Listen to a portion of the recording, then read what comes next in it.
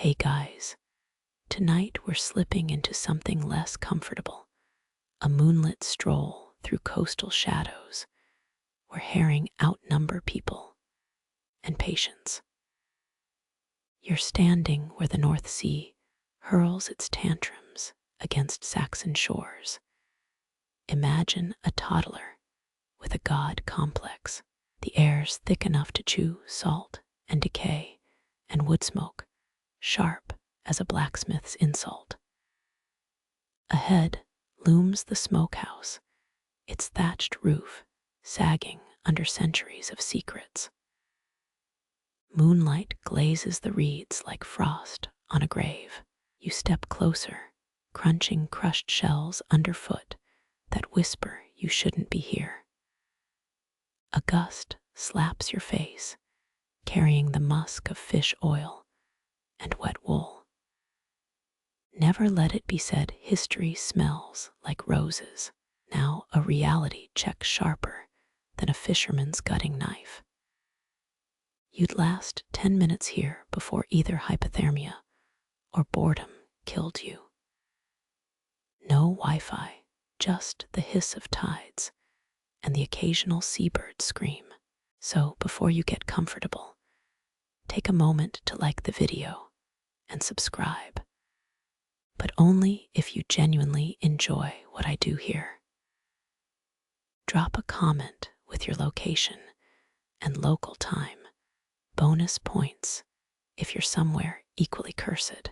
Now dim the lights. Maybe turn on a fan for that soft background hum. And let's ease into tonight's journey together. The path twists, sea grass whipping your shins like a scorned lover. That roof groans, its timbers bent by storms even Wikipedia forgot. You duck under a low beam carved with symbols worn smooth. Saxon graffiti, a shopping list. Historians still argue whether these marks tracked fish counts or insulted the neighbor's terrible mead. Your palm meets the door rough oak colder than a witch's wink. Inside, gloom hugs you like a debt collector. Smoke stings your eyes, hickory, and alder smoldering in pits below. Fun fact, they use the same wood to cure fish and build cradles. Efficiency before OSHA, folks. Slatted moonlight stripes barrels stacked like fossilized soldiers. You trace a crack in one, it's sticky with salt and something darker. The air tastes metallic like licking a battery. Or blood. Don't think about blood. A rat skitters, its claws ticking against stone. Your boot kicks a heap of pearlescent scraps, herring scales. Thousands shimmer underfoot, each a tiny mirror reflecting your unease. Fishermen once swore these scales predicted storms. They were right 50% of the time, which beats modern meteorology. The back walls slick with algae or mold. You lean closer. Fingernail grooves score the stone vertical lines in clusters of 5. Tally marks. Days trapped here. Theories range from bored apprentices to ritual sacrifices. Let's split the difference and call it team building. Wind shrieks through a cracked window, a banshee with a bone to pick. Outside, the sea's gone ink black, no horizon anymore. Just void. You're suddenly aware of how thin these walls are. How thin time is here. Your heel grinds something brittle, a fish spine. Then another.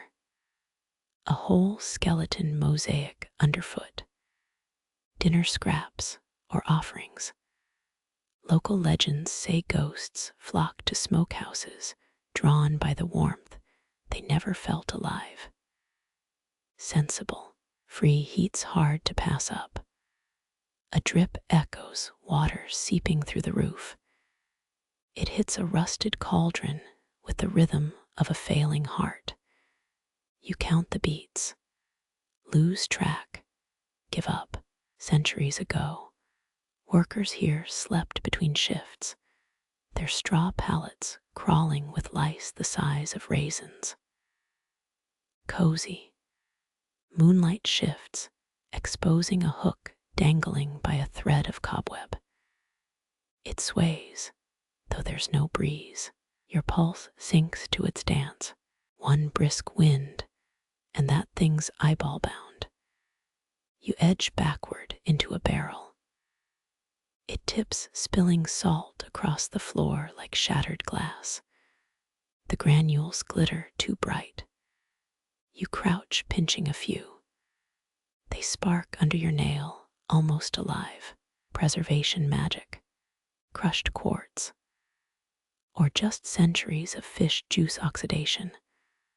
Archaeologists found similar salt in Viking graves, stuffed in corpses' mouths to pay the ferryman. Shadows deepen where the roof sags lowest. You swear something moves there, a flicker of gray against gray. Probably a rat. Probably. But your lungs tighten anyway. This place hoards its stories like a dragon hoards migraines. A floorboard creaks, not under your weight. You freeze. Listless steps echo above attic. Loft. The sound drags, a limp maybe, or exhaustion. Workers often slept mid-smoke cycle waking to shovel embers or chase off gulls. Some never woke.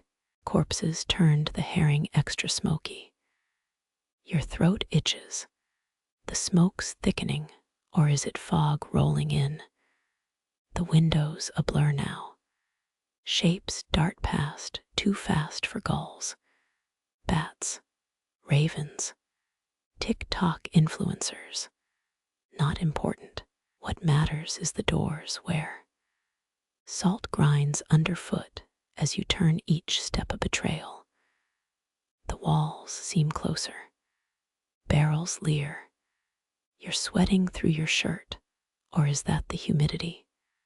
Fun fact, Saxon sweat was a hot commodity used to cure leather. Capitalism.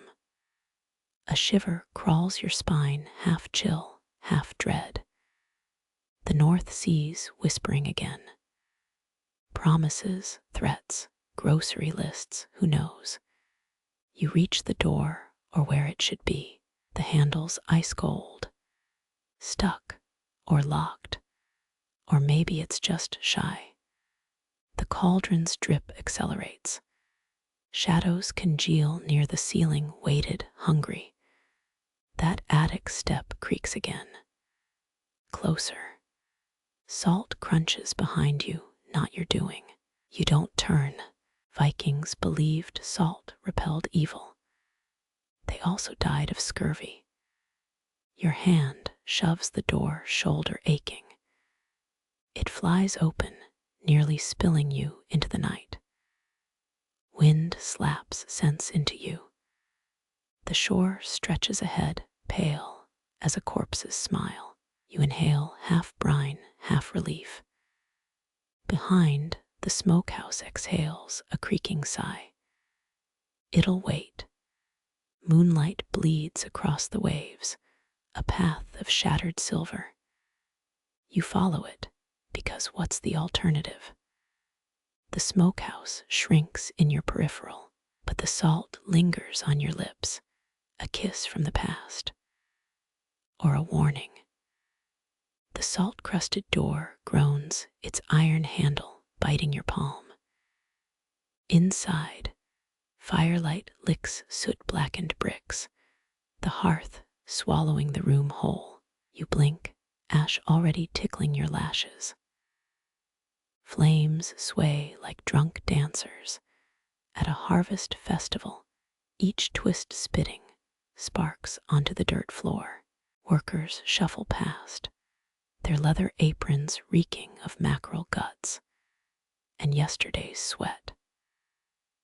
A stocky man feeds split alder logs to the blaze, his forearms glistening in the heat.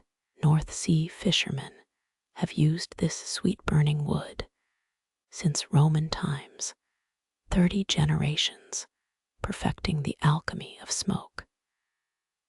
But here's the kicker. Some workers swear slathering fish oil on sore joints cured anything from gout to heartache. Try that at your next yoga retreat. The smoke keeper rakes embers beneath iron grates, her movements sharp as a swordsmith's.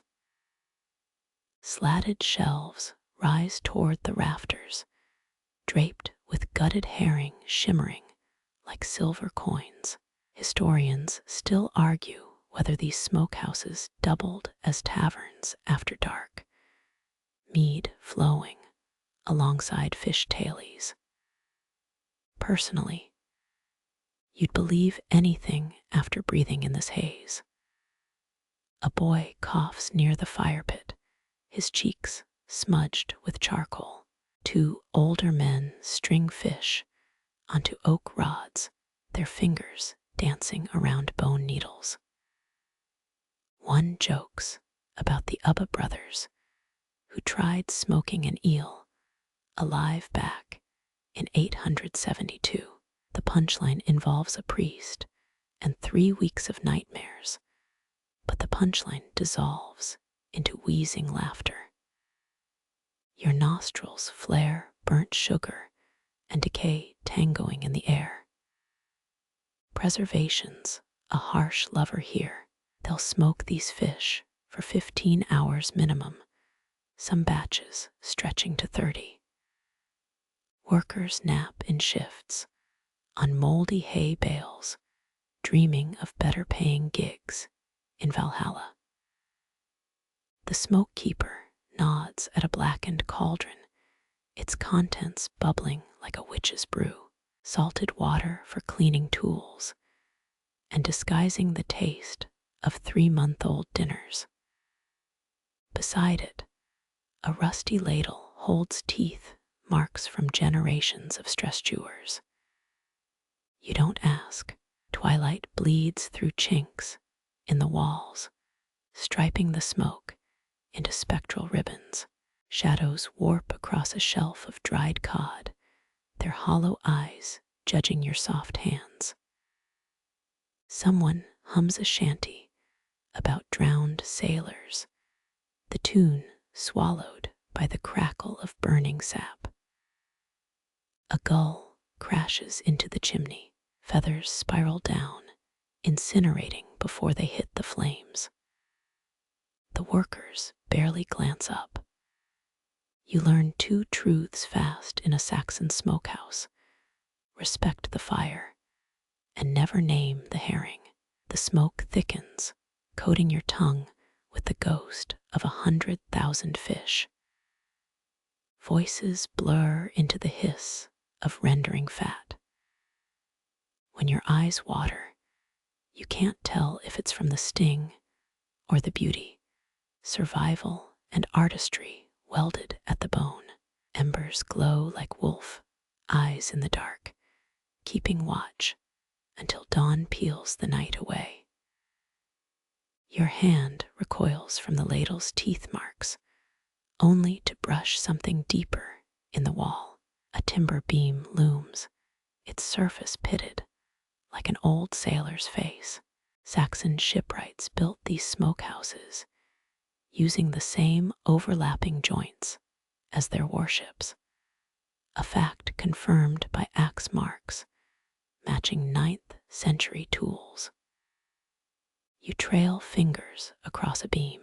The wood feels petrified under your touch, its surface whorled by centuries of salt and soot. 3 initials catch the light: J, AE, and a crude spiral. Workers often carved their marks to prove they'd survived a full smoking season. Historians still argue whether these symbols were tallies or prayers against the rats. One theory claims the spiral represents Odin's ravens, but it could just be a bored apprentice's doodle. The ceiling creaks, a groan that vibrates in your molars. Each beam here once sailed as part of a longship's keel. Reused timber was common. Why waste good oak when you're dodging Viking tax collectors? You spot Roman-era nails peeking through cracks, their square heads smothered in black resin. No one mentions how Saxon builders pilfered abandoned villas. Your boot crunches something underfoot. A child's leather shoe small enough to fit in your palm nestles between floorboards. They found dozens like it sealed in walls. Some say they're offerings. Others insist kids just dropped stuff constantly. The label Dark Ages daycare mishap doesn't sell as many history books. A draft sneaks through the wall, carrying the scent of brine and rust. You press your ear to a splintered gap. The wood thrums not from wind, but from the constant slap of waves below the cliffs. This whole structure's one storm away from becoming driftwood art, yet it stood since Alfred the Great was dodging Danish axes. Your thumbnail traces a groove near the initials, 8 deep gashes in a row. Workers marked major storms here like notches on a bedpost. This cluster from 896 reportedly sank 14 fishing boats. The kicker: locals claimed Thor himself chewed the deepest groove. Try explaining that to an insurance adjuster. Something glints in the firelight, a Roman silver penny wedged into a knot hole, the profile of some forgotten emperor staring sideways. Workers used to stash coins as rat deterrents, because nothing says keep out like Emperor Titus's ugly mug. Still better than the quack who recommended live ferrets. The smoke keeper passes her sleeve snagging on a splinter. She mutters what might be an old English curse, or just gas. You notice the beam by the salt barrels bears no carvings. Superstition says the wood there came from a hanged man's gallows. Modern archaeology shrugs, but no one leans against it after dark. You crouch to examine the shoe again. A faint fish scale clings to the sole, iridescent despite the gloom. Preservation's funny that way. Save a herring for a year, lose your left sandal for eternity. The North Sea giveth and taketh, mostly taketh. Moonlight slants through a high window, illuminating carved waves along a ceiling joist. Some hopeful soul etched the entire coast from here to Frisia. It's labeled Axe 1 Thor in runes, either a map or the world's earliest Viking Yelp review. Either way, the scallop beds near Dunwich are suspiciously crossed out. Your lungs tighten. The air's more brine than oxygen now. That's the secret no one mentions. Smokehouses preserved communities as much as fish. Lose the herring, you lose 100 jobs, 50 trades, and that weird guy who collected eel skins. The beams hold it all together, splinters included. A drop hits your neck. You glance up, expecting a leak. Instead, an amber glob of pine resin trembles overhead, trapping a fly mid-buzz. Time capsules take odd forms here. Archaeologists found a similar blob in York with a Saxon louse perfectly preserved. They named it Kevin. The hearth's crackle fades as you move deeper. This corner smells different, mildew and sour milk. A hidden alcove holds a straw mattress blackened by mold. Someone scratched a game board into the wall. 9 men's Morris pieces made from fish vertebrae. Night shift entertainment before smartphones ruined attention spans. Footsteps echo, or is it the beams settling? Workers whisper about voices in the wood on quiet nights. You press your palm to a plank. Maybe it's the sea's echo, or the timber remembering its first life as a mast. Either way, your fingers come away sticky with salt and stories. The moon dips lower its light, catching a phrase carved near the rafters. Ike Weezer reads the Old English. I was here, simple, permanent, unlike the fish, the smoke, or the fools who thought herring could outlast time. You exhale, and the night exhales back, a pact written in warped wood and stubborn hope. You step into the chill, boots crunching on gravel that sparkles with fish scales. Nets drape across the yard like cobwebs, each glistening with herring pinned between twine. Their silver bodies mirror the stars, as if the night sky fell into the North Sea. You inhale brine and cold iron as fishermen heave their catch onto oak barrels. A weathered man nods his hands, a topographic map of scars and salt cracks. He slices a herring belly with a thumbnail showing the fresh pink meat inside. Fat as Eophoric merchants, he grunts. 9th century York thrived on herring preserved here. 1 barrel fed a family through winter. You imagine monks trading fish for manuscripts, bartered salvation in smoked form. Crates overflow, fish eyes catching moonlight like beads on a necklace. Workers layer them with coarse salt, the grains crunching underfoot like stale snow. Preservation's alchemy turns flesh into time capsules. They used the same method at Jorvik's docks, minus the seagull infantry. A teenager hoists a net, grunting under its liquid weight. You notice charms braided into the hemp, bare claws, dried kelp, a bishop's stolen ring. Fishermen swore these oddities calmed storms. Archaeologists found similar trinkets in Essex, wrapped around a shark's tooth. Try explaining that ritual at your next job interview. The catch never stops. Fish slide into barrels, their scales scraping like whispers against wood.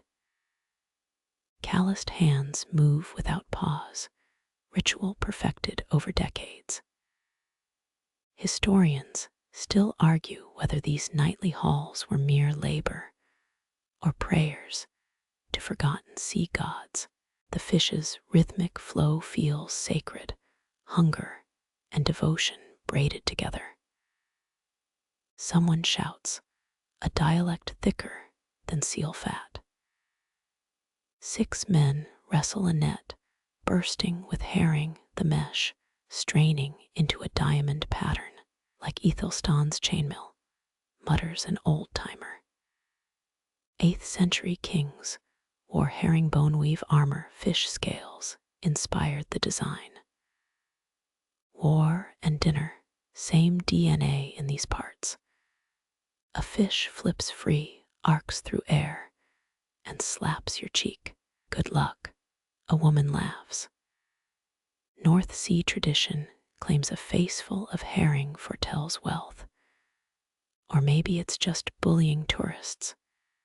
You wipe your face, the salt sting lingering like bad advice. Barrels stack faster than thoughts, each layer separated by salt that grinds like broken glass. One worker blows into a cow horn, its drone harmonizing with crashing waves. Farmers used those horns to summon help during raids. Tonight, it's just the dinner bell for exhaustion. Moonlight catches a fishhook embedded in a post, its rust bleeding into the wood. 50 identical hooks jut from the beam.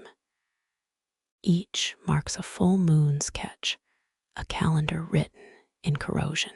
The oldest ones flake at a touch time, devouring its own records. A boy sneaks a raw herring, biting headfirst like a seagull. His grandmother swats him with a broom. Worms, she barks. He spits, grinning through scales stuck to his teeth. You recall accounts of children stealing pickled fish to sell at markets. Juvenile delinquency, edible edition. The foreman arrives, his breath reeking of juniper ale. He pokes a barrel, sniffs, approves. Cooper's Guild rules, required exact salt ratios, 3 pounds per 100 herring. Get it wrong. Your name got carved on the idiot stone outside town. Public shaming, Dark Ages style. Tide pools of fish, guts shimmer underfoot, entrails refracting moonlight into macabre rainbows. Gulls dive bomb the mess, squealing like rusty hinges. Workers call them sky rats, but everyone saves scraps for their favorites. You spot one with a fish's backbone. The bird wears it like a crown. A net snaps, herring erupting into air like a silver volcano. Men curse, lunging for fish, already flopping toward the cliff's edge. Recovering lost catch meant dangling over waves on a hemp rope. Safety standards. Never heard of her.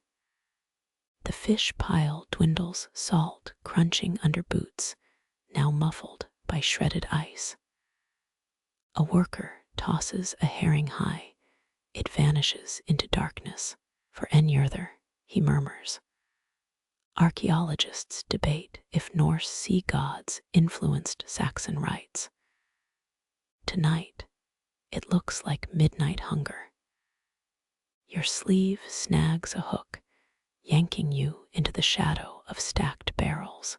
Here, the air tastes metallic blood from gutted fish seeping into soil.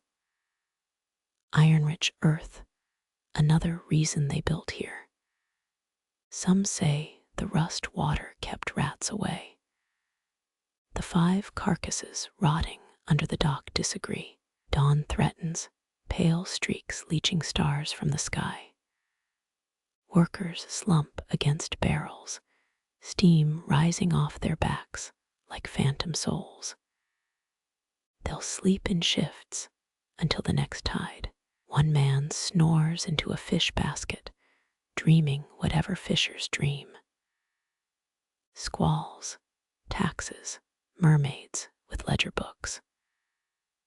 A final barrel rolls into place, its wooden staves creaking under salt's embrace.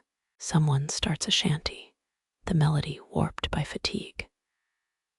Songs like this kept Viking rowers in sync when they weren't busy pillaging. The foreman joins in off-key, and for once, nobody cares. You pocket a fallen scale, its edges jagged as the coastline. It melts against your palm, too fragile to outlast the walk home. Fitting, Even preserved things surrender eventually. The fishermen know this, yet they'll return tomorrow. The sea's a jealous god, but it pays in silver. Coarse salt cascades from leather sacks, each granule catching moonlight like scattered quartz. Barrels yawn open, wooden throats, eager to swallow the herring. You sift a handful, the grains bite your palm, 1,000 tiny teeth. Saxon smokehouses prized this salt over gold. It kept kingdoms fed through winter's maw. Workers chant as they pour, a dirge without melody. One man sneezes, salt explosion hangs in the air. Bless you, someone mutters, half-hearted. The rest ignore him. Sympathy's a luxury when deadlines loom. You dodge a barrel rolling downhill, its staves creaking like arthritic bones. They used cow fat to seal these containers. Archaeologists found lipid residues in York, proof of Saxon pragmatism, and lactose intolerance. Layer upon layer, herring nestled in salt like treasure. The pile dwindles, its silver shimmer buried under gray. A woman pats the mound, same motion as tucking in a child. Preservation's a mother here. Workers say the best batches hum like bees trapped in cedar. You press an ear to the barrel. Silence. Maybe your hearing's shot from all that sneezing. Salt dust stings your nostrils, a tangy burn. You blink tears, spot a rat darting beneath the racks. Pest control. Just old Edric, the smokehouse cat, lazing in a fishing net hammock. His snores rattle louder than the waves. 8 rodents escape per shift. The mousers here unionized centuries ago. A teenager carves runes into a barrel, crude stick, figures hauling fish. His buddy elbows him. Thunder'll strike you for that. Teens today, same drama, different deities. Historians still argue whether Saxons used protective symbols or just doodled. The foreman smacks both boys' heads, allergic to artistry. Barrels bulge, their lids sealed with wax and desperation. You lean against one, it groans like a Viking's empty stomach. Preserved herring could last 2 years if salted right. Workers here preferred it fresh, said aged fish tasted like shipwreck regrets. Night deepens the air stiff with brined silence. Even the gulls stop shrieking. Salt crusts your lips, an involuntary lick tastes like the North Sea's sweat. Workers collapse onto sacks, too exhausted to wipe salt from their brows. One man fashions a pillow from dried kelp. You're jealous. A clatter, someone drops an iron scoop. The sound cracks the quiet. Everyone flinches. Salt spills across the stones, a miniature glacier. The crew freezes. Superstition says spilled salt invites storms. An old woman hurls a pinch over her shoulder, hits Edric. The cat hisses, dignity bruised. Overhead, smokehouse rafters sag under centuries of brine. They're younger than the Londinium wharves, but you don't tell them that. Mortise joints creak, dovetails groaning under salt's acidic kiss. A timber splits with a sound like a breaking spine. Everyone glances up. The foreman shrugs, adds character. The final barrel swallows its last fish. Workers slump, salt-stiff fingers struggling to unbend. Blisters gleam wet in the moonlight badges of honor.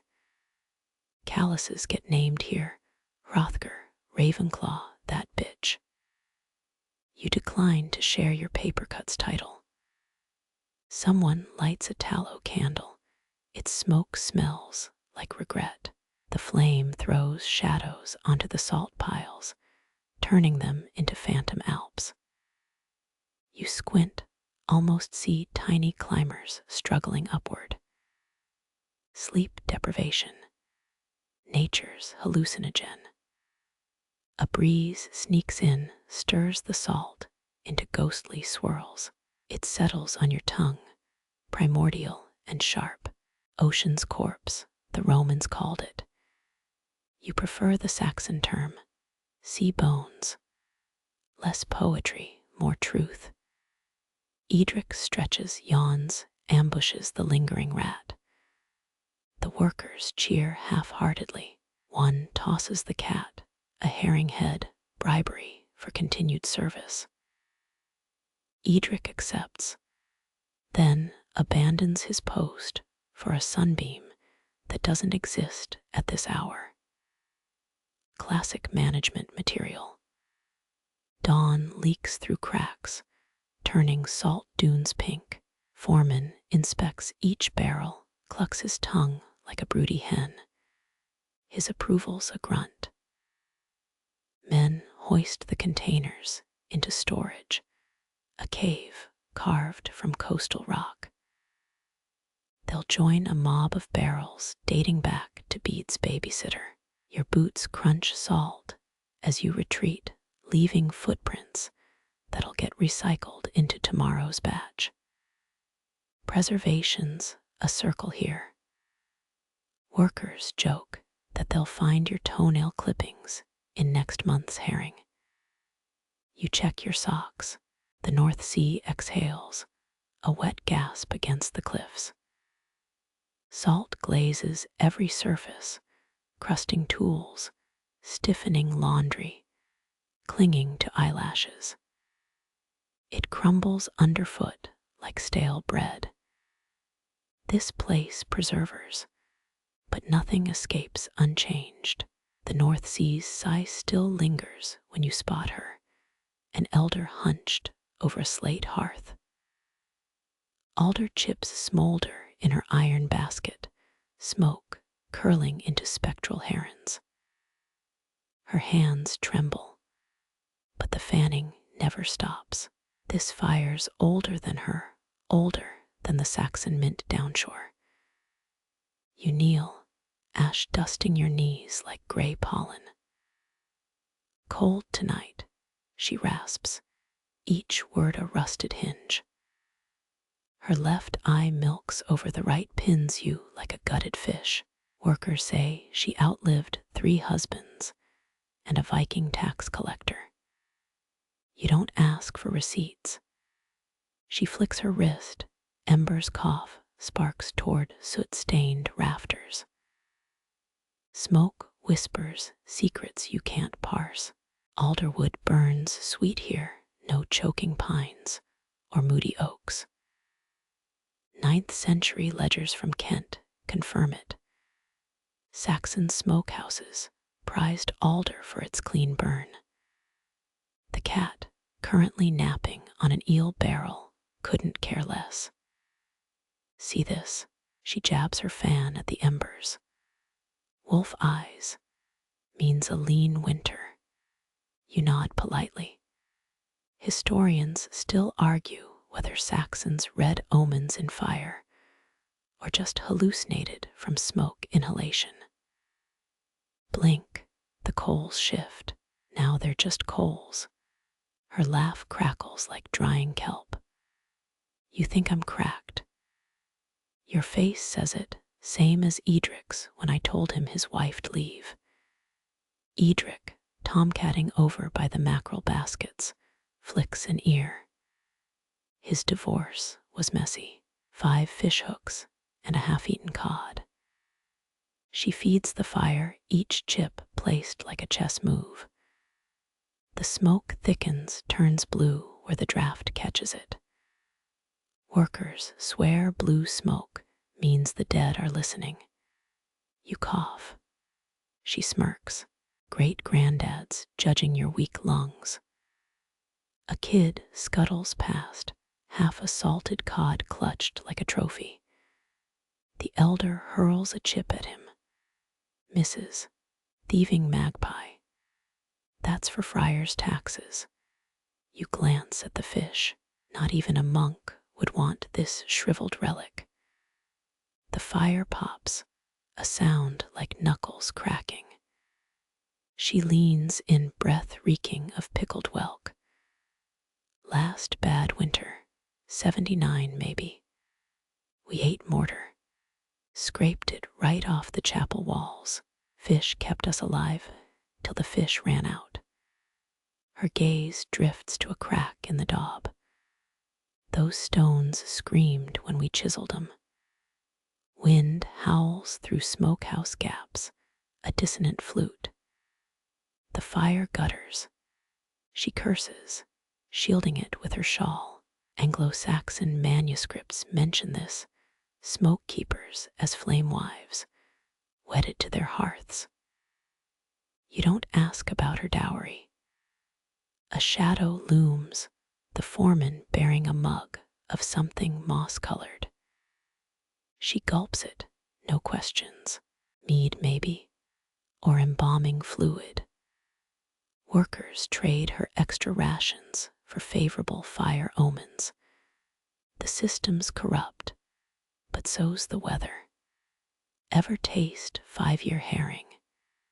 She pokes your arm with a fire iron. Turns black as bishop's robes. Chewy makes you see your ancestors. You decline. Grandma's ghost already judges you enough. The cat saunters over tail high, rubs against her leg like a charlatan. She scowls. That one's got Woden's mark. You squint. Edric's fur parts to reveal a white streak, vaguely spear-shaped. Or maybe a squashed herring.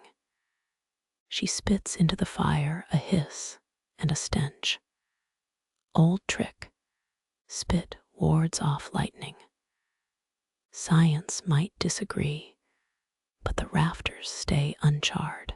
Folklore journals note similar spitting customs in Jutland. You make a mental note to gargle later. A shout outside. Someone's found a rusted brooch in the midden. The elder sighs. Another dead girl's bauble. Folk here buried trinkets in hearth ashes, kept ghosts docile. Modern skeptics claim it's just lost jewelry. You eye the brooch. Its pins bent, like something clawed out of a fist. Drafts swirl, smoke snakes around your ankles. The fire dims. Her stories dwindle to embers, tailies of ice sealing harbors. Nets dragging empty, children gnawing roof thatch. One winter, a lord paid his taxes in smoked eel. Inflation's a bitch with fins. She nods off mid-sentence, chin hitting her chest. Edric pounces on her dropped fan. You retrieve it, handle warm as fresh blood. The fire's down to coals, but it'll outlive her. They always do. Workers shuffle past, eyeing the hearth's glow.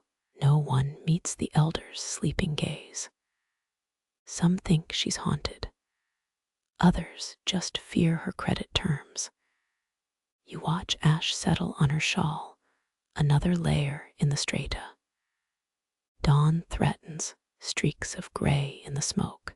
She'll wake when the new shift starts, or not. Either way, the alder chips wait. The fire breathes. The sea exhales.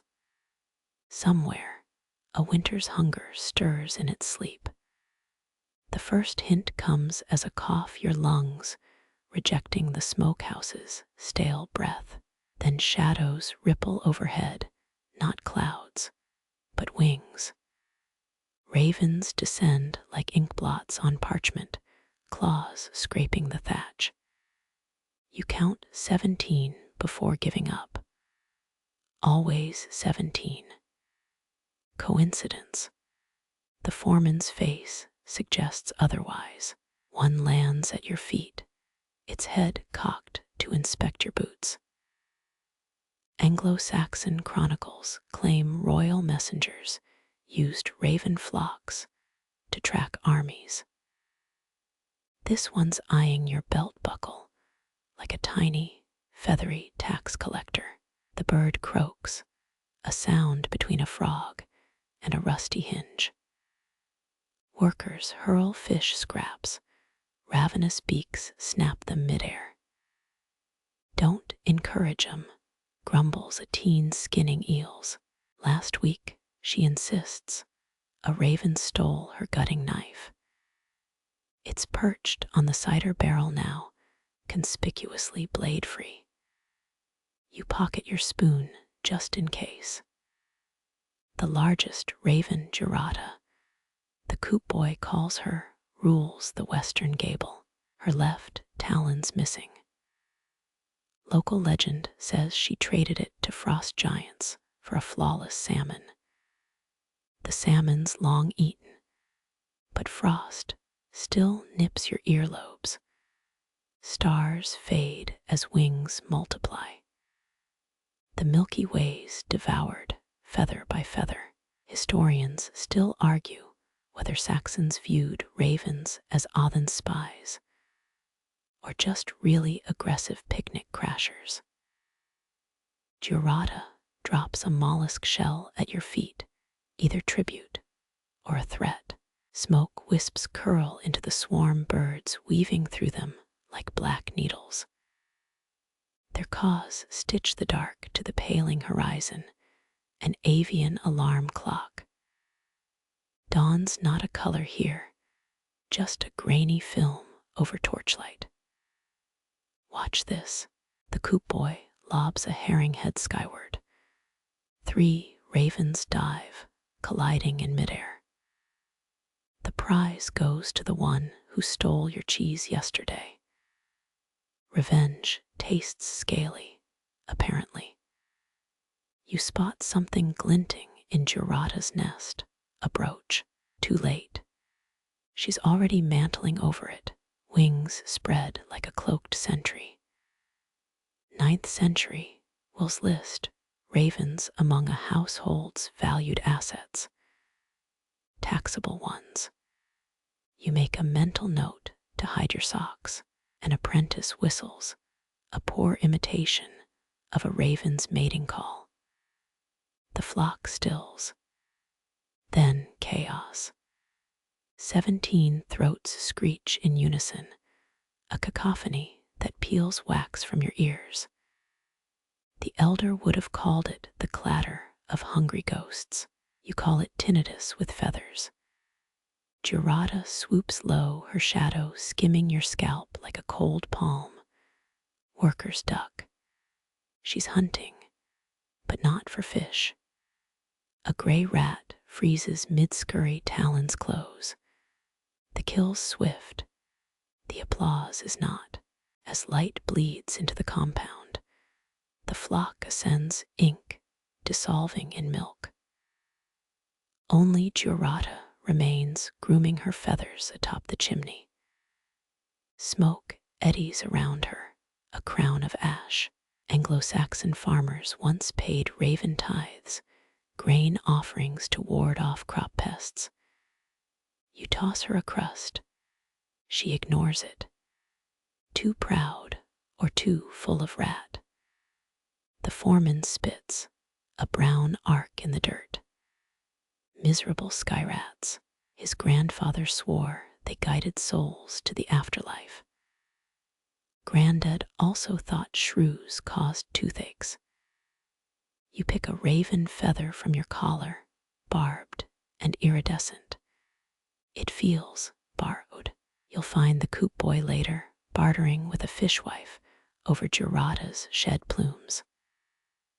Lucky charms, he'll claim. The fishwife wants stuffing for a pillow. You keep walking. Some conflicts, even smoke keepers, won't mediate.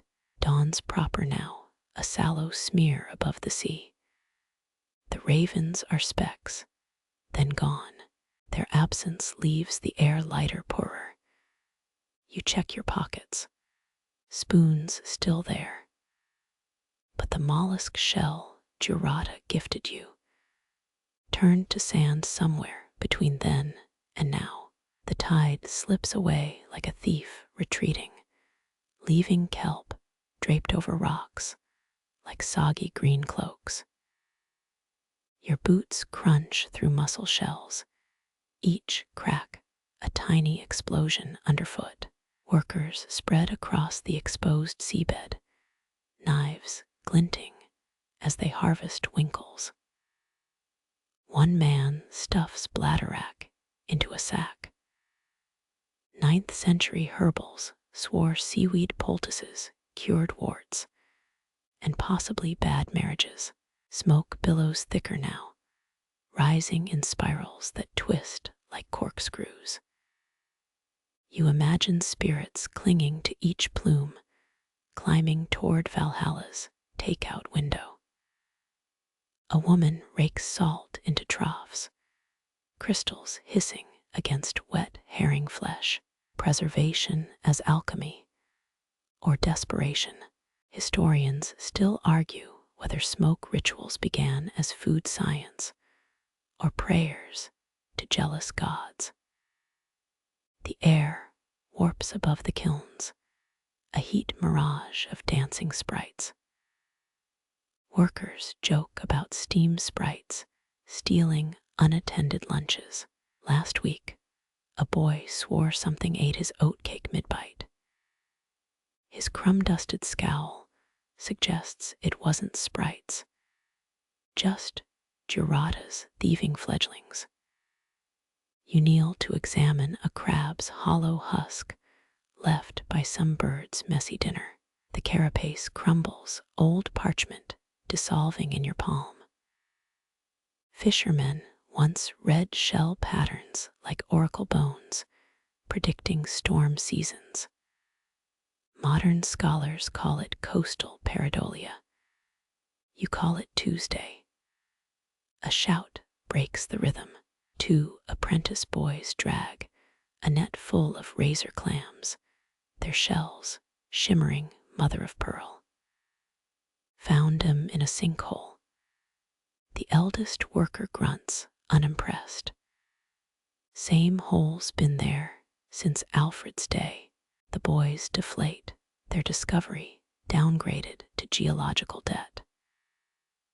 Wind changes, smoke shifts from sweet alder to acrid driftwood. Your eyes water. The smoke keeper fans the flames, her silhouette blurred by haze. Workers once believed smoke purified more than fish, driving off mud imps that caused sour milk. You make a mental note to avoid their cheese. Low tide reveals ship timbers, blackened planks wedged between boulders. Barnacles cling like grotesque jewels. Saxon shipyards often reused wreckwood nails pulled for coin, planks carved into saints' icons. These beams, too splintered for saints, but perfect for kindling. Your pocket feels heavy, the phantom sand from Jurata's shell, or just accumulated grime. You fish out a pebble gritty and unremarkable, toss it seaward. It arcs, then vanishes midair. A raven intercepts the throw. Of course, salvagers arrive with wheelbarrows, scavenging the tide line's leavings. One pockets a seal's vertebrae, yellowed and porous. Good luck, he insists. Better than a bride price. His companion mutters about gullible in-laws and dumber husbands. Sunlight bleaches the beach, the world reduced to salt, and glare. Workers retreat, hauling brimming baskets toward the smokehouse. Nets drip brine, etching temporary rivers in the sand. You linger toe, poking a jellyfish's translucent corpse. Smoke columns merge, forming a hazy stairway to nowhere. Someone hums a funeral dirge, notes dissipating in the updraft. The dead don't need ladders, but the living. You cough. Ash coats your tongue like regret. The shore sighs, a wet, withdrawing breath, as the tide begins its inevitable return. You turn as the tide licks your heels, its return, announced by gulls wheeling inland. A woman stands at the smokehouse threshold, her woolen shawl frayed where tassels once swung. 3 mackerel gleam in her hands, oily rainbows smeared across their skin. A fisherman's widow. You recognize the look, not grief, but the taut focus of someone recalculating survival. She approaches the wool merchant, a man sorting fleece by touch. Their barter begins without words. A fish slid onto his scale, its tail slapping the bronze plate. He counters with a hank of undyed yarn. The widow shakes her head, palm upturned. 3 skeins. Historians tally these trades in tax ledgers, but never quantify the trembling hands. Her late husband's knife hangs at her belt, an eelskin grip, some called it. Saxon fishwives swore the leather prevented slips and nightmares of drowning. You half expect her to haggle with proverbs, like the traders in Alfred's law codes. Instead, she taps the mackerel's gills, fresh as a bishop's conscience. The merchant snorts, but adds another skein. A boy dumps kelp ash into a dye vat, the wool merchant's next profit scheme.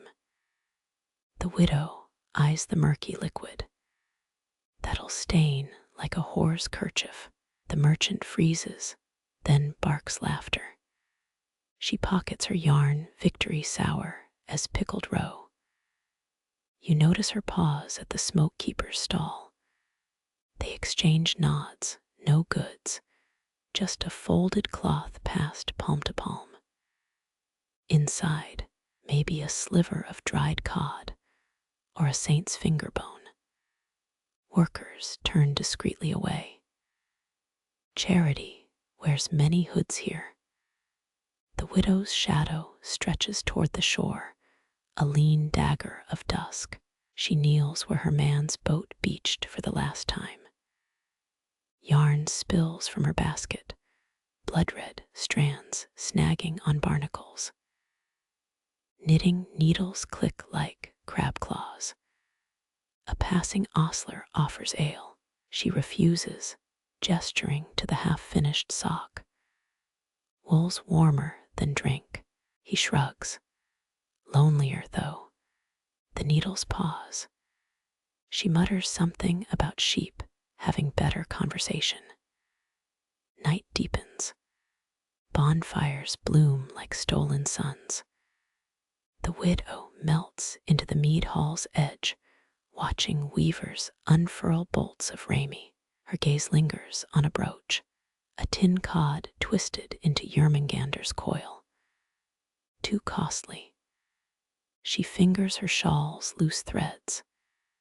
You catch her later, prying limpets off rocks with her knife. Supper or trade bait, the blade flashes once her husband's, now hers. 9th century was often bequeathed fishing gear to widows, provided they didn't remarry. She spits a shell fragment into the surf. 2 girls giggle as they pass, arms linked, Chinese letter, ING nonsense rhymes.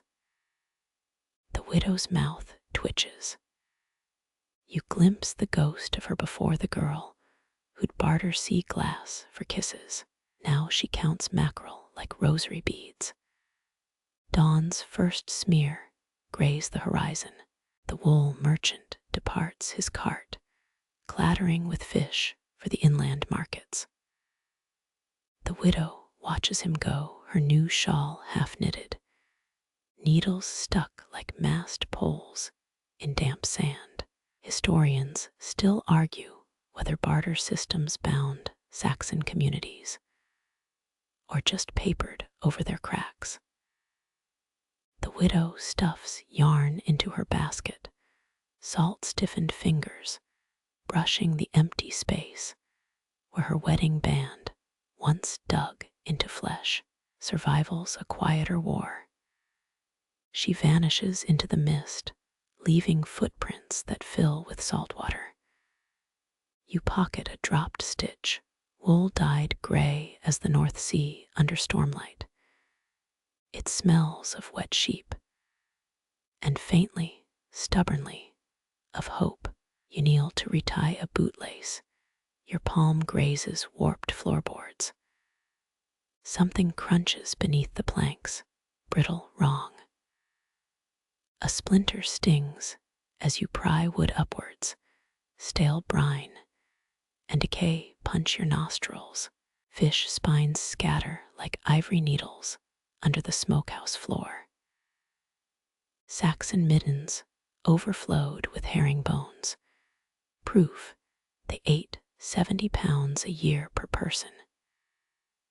Your boot grinds a vertebrae cluster. It pops like old parchment. Beneath the reek, a sweetness. Not rot. Honey. Mead residues soaked into oak planks over centuries. A worker once told you cod liver oil preserved floors and wardrobes. Makes you eye your trousers' suspicious sheen.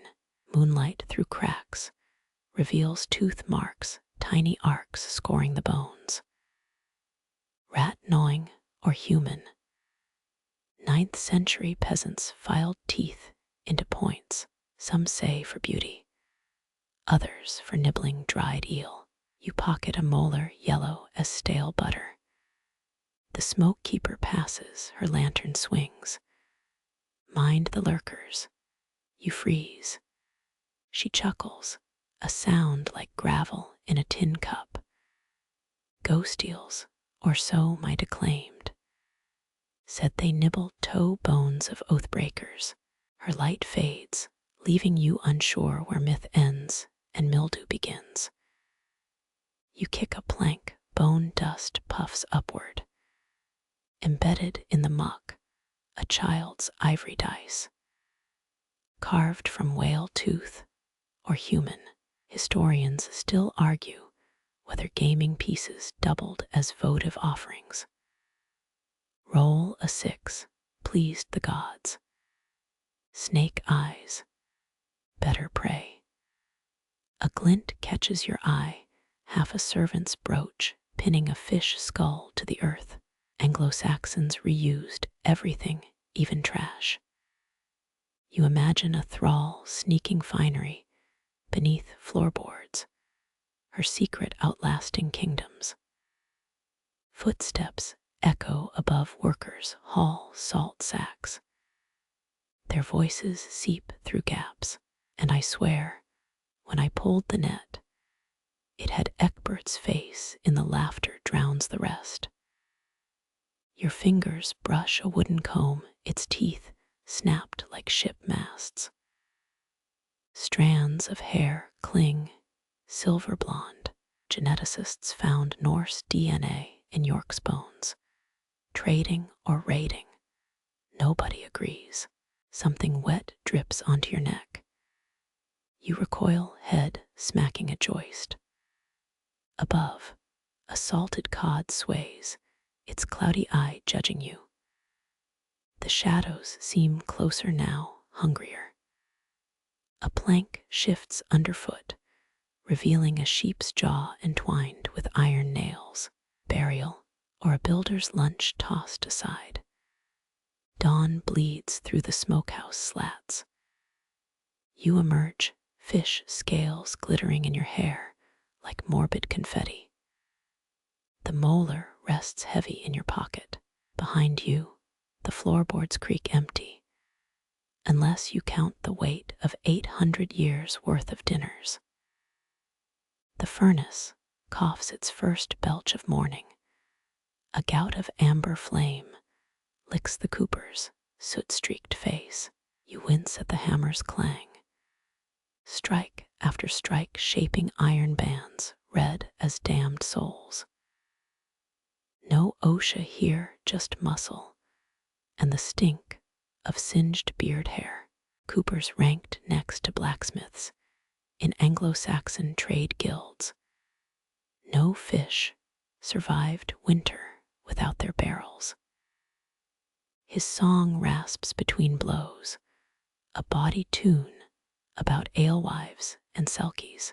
Historians still argue whether these work chants were memory aids or just excuses to shout codpiece at passers-by. A boy shoves an ash log into the fire. The wood groans like a sinner at confession. You note the master's calluses, ridged as tree bark dipped in wax before gripping hot metal. That's an actual trick from the Mappy Clavicula, a medieval craft manual with tips on everything from barrel making to poisoning rivals. The iron hoop drops onto staves, steam hisses where damp oak meets molten band. Your nose wrinkles, wet timbers, earthy reek cut by vinegar dregs. They're sealing it with sour wine, because why waste the good stuff on fish? Leak sink ships, the cooper barks, flinging a warped stave at a snoozing apprentice.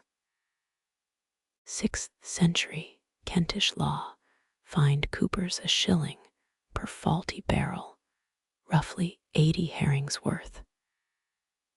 You tally the rejects piled in the corner. Someone's buying a lot of fish tonight. He squints at you through heat shimmer, a nail clamped in his teeth like a metal cigar. Need a cask? 5 pence. 10 if you want your name carved discreetly. He jerks his chin toward a corner stacked with barrels, this week's work already branded with clan symbols, and one crude horse that might be a chieftain's daughter. You pocket a wood curl, its edge sharp enough to draw blood. Oak tannins preserve more than fish. They mummify grudges. The hammer resumes, and a rhythmic heartbeat. Clang, pause, clang-clang.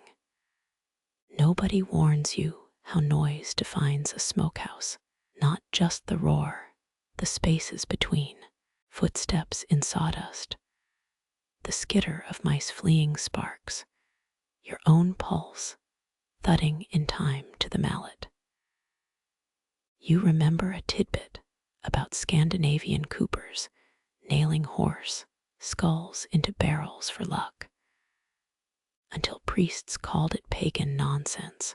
He spits on the furnace, saliva sizzles. Supposed to rain tomorrow. Best tighten the south hoops. You don't ask how he knows. Some craftsmen read clouds like runes. Smoke unfurls from the forge, thick tendrils that stipple the ceiling. You've read that 11th century London had street signs shaped like barrels, navigational aids in a city choking on fish fumes. 2 workers lug in a fresh log, oak, judging by its mossy stink.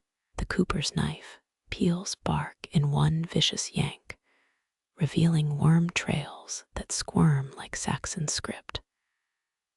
Worms mean healthy sap. He lies, probably. Some traders swore worm-eaten would flavored the fish better. A gull swoops through the open door, snatches a woodlouse midair. Waste not. Dawn's glare focuses through a knothole, a golden needle stitching the dirt floor. The cooper squats, taps a finished barrel with his hammer. The note rings clear as monastery bells. Tight enough to hold brine, loose enough to let the fish breathe. You imagine monks arguing the exact pitch required for salvation. He wipes sweat with a rag sour as tidal flats. Best batch this week, though old Wolfstand say I'm rushing the curve. For 80 years, scholars have debated whether Wolfstand's bend, a barrel profile mentioned in the Exeter book, was a real technique or just poetic smut. The apprentice mutters something unchristian and gets cuffed. Your fingers graze a cured barrel, its surface pebbled by salt and time. Viking traders paid silver by the inch for these, the original subscription service. You half expect an rune-carved invite to Valhalla peeling from the wood.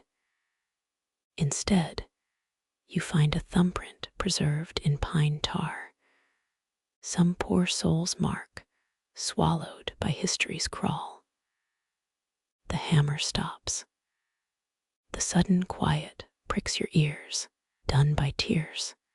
The cooper grunts, tossing his tools into an oil trough. Steam bubbles up, briefly hiding his face behind a greasy veil.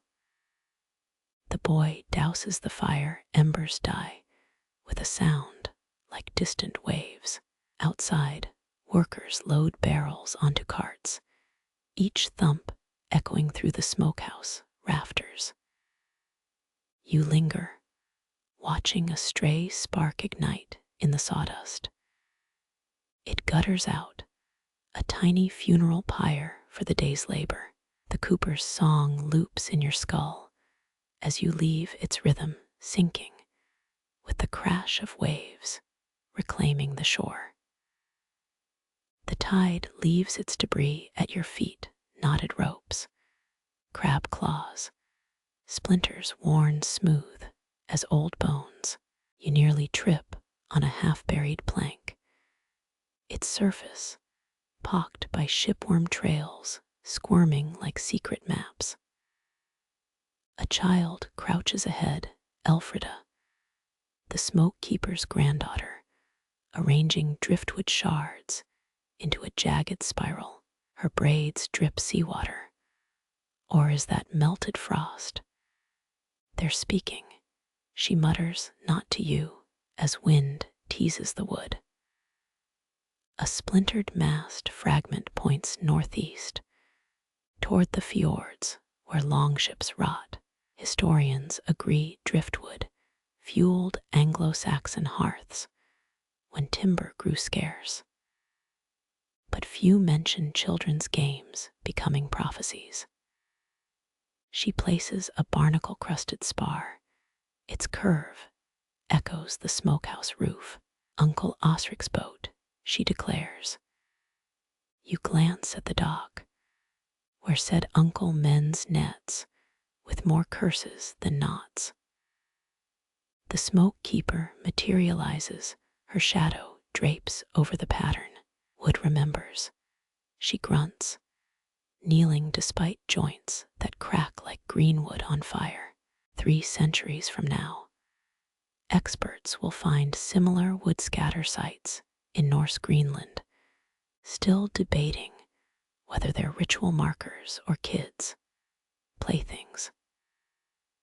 The girl adds a chip painted with faded blue, a smuggler's mark from Frankish ships. You missed the raven, the old woman chides. Elfrida scowls, tosses a stick that lands cockeyed. Ravens lie after sunset. You recall a fringe theory about Viking age children using driftwood to predict raids, dismissed by academics as imaginative anachronism. The smoke keeper flicks a cod bone into the design. It pierces the spiral's heart. There. Now it's honest. Salt crusts your lips as you ask what the pattern foretells. They answer in unison. Bad oysters. The girl giggles a sound swallowed by waves. Turns out divination's 90% theater and 10% guesswork, like meteorology with more gull guts. The smoke keeper pockets a twisted branch. Its forks resemble a stag's antlers. For the birthing shed, she explains. Some Norwegian fishermen still nail driftwood above doorways, insisting it stops labor pains from attracting sea wraiths. Elfrida rebuilds her sculpture into something resembling a lopsided longship, or maybe a very ambitious bread loaf. You mention the Danelaw trade logs. 11th century merchants used driftwood as currency in Iceland. The old woman snorts. Fools. Good kindling's worth more than silver when your bollocks freeze. Elfrida adds a crow's feather, then squints at you. You'll meet a tall stranger, she intones, before dissolving into giggles. Dusk stains the planks purple. The smoke keeper traces a groove in the sand, a mimicry of Elfrida's art. My grandmother taught me with crab shells, arranged by tides, not hands. She mentions Wulfrida of Mercia, a nun chronicler who wrote of beach patterns, predicting Archbishop Dunstan's death. Historians still argue whether it's metaphor or medieval clickbait. The girl tugs your sleeve, her palms sticky with seaweed. Look proper. She's reshaped the driftwood into a crude dragon. Its wing is a dried skate carcass, which feels on brand for Saxon aesthetics. You muster solemnity. Will it rain? Her nose wrinkles. Dunno. But Edric's dog ate a haddock head, so maybe. Laughter erupts from the smokehouse, workers betting on tomorrow's catch. The old woman studies the horizon, where clouds bruise the sky. Real omens are duller, rot in the north racks. Gulls fighting east, that's all the future you need. She stomps the dragon, scattering ribs into the surf. Elfrida pouts, then gasps. Where the skate wing landed, a shape emerges, nails and wormholes, forming a perfect rune alges. Protection. The smoke keeper freezes. For once, no sarcasm quivers on her tongue. Huh, she exhales, voice frayed. You ask if it's meaningful. She kicks sand over the symbol. Means we'll need more nails for the hake barrels. But her hands tremble as she lights a fish oil lantern. The flame reflected twin gold coins in the girl's eyes. Lamplight bleeds onto the beach, staining driftwood gold, then black at the edges. The child skips away, humming a rhyme about mermaids and malt vinegar. The smoke keeper watches her go. Patterns only matter if you're desperate enough to see 'em, she mutters. You pocket a shell fragment, its edge sharp enough to cut lies from truth. Somewhere offshore, a seal barks. The old woman grins, suddenly feral. My third husband swore seals, carried drowned sailors' souls. Got himself bitten testing that theory. She spits. The wind steals it midair. Waste of a good pair of boots. Moonlight resurrects the scattered wood, silver outlines that might be letters or claws. Your shadow stretches across them, a temporary eclipse. When you step back, the shapes just look like driftwood again. Mostly, the smoke keeper stomps toward the compound, pauses. Without turning, she growls. Tell Edric to double salt the north batch. And check his damn dog. You follow, stepping over a plank that, if tilted, vaguely resembles an arrow pointing inland. But that's probably pareidolia, or sleep deprivation. The sea whispers otherwise, an endless, wordless lecture as you retreat from its riddles. The latch groans as you push into the barracks, reek of sour sweat, and fish grease slaps your nostrils. 12 pallets line the walls, 8 occupied by snoring shapes, all except Leofric, propped against a moldy bolster, pupils blown wide as a shark's.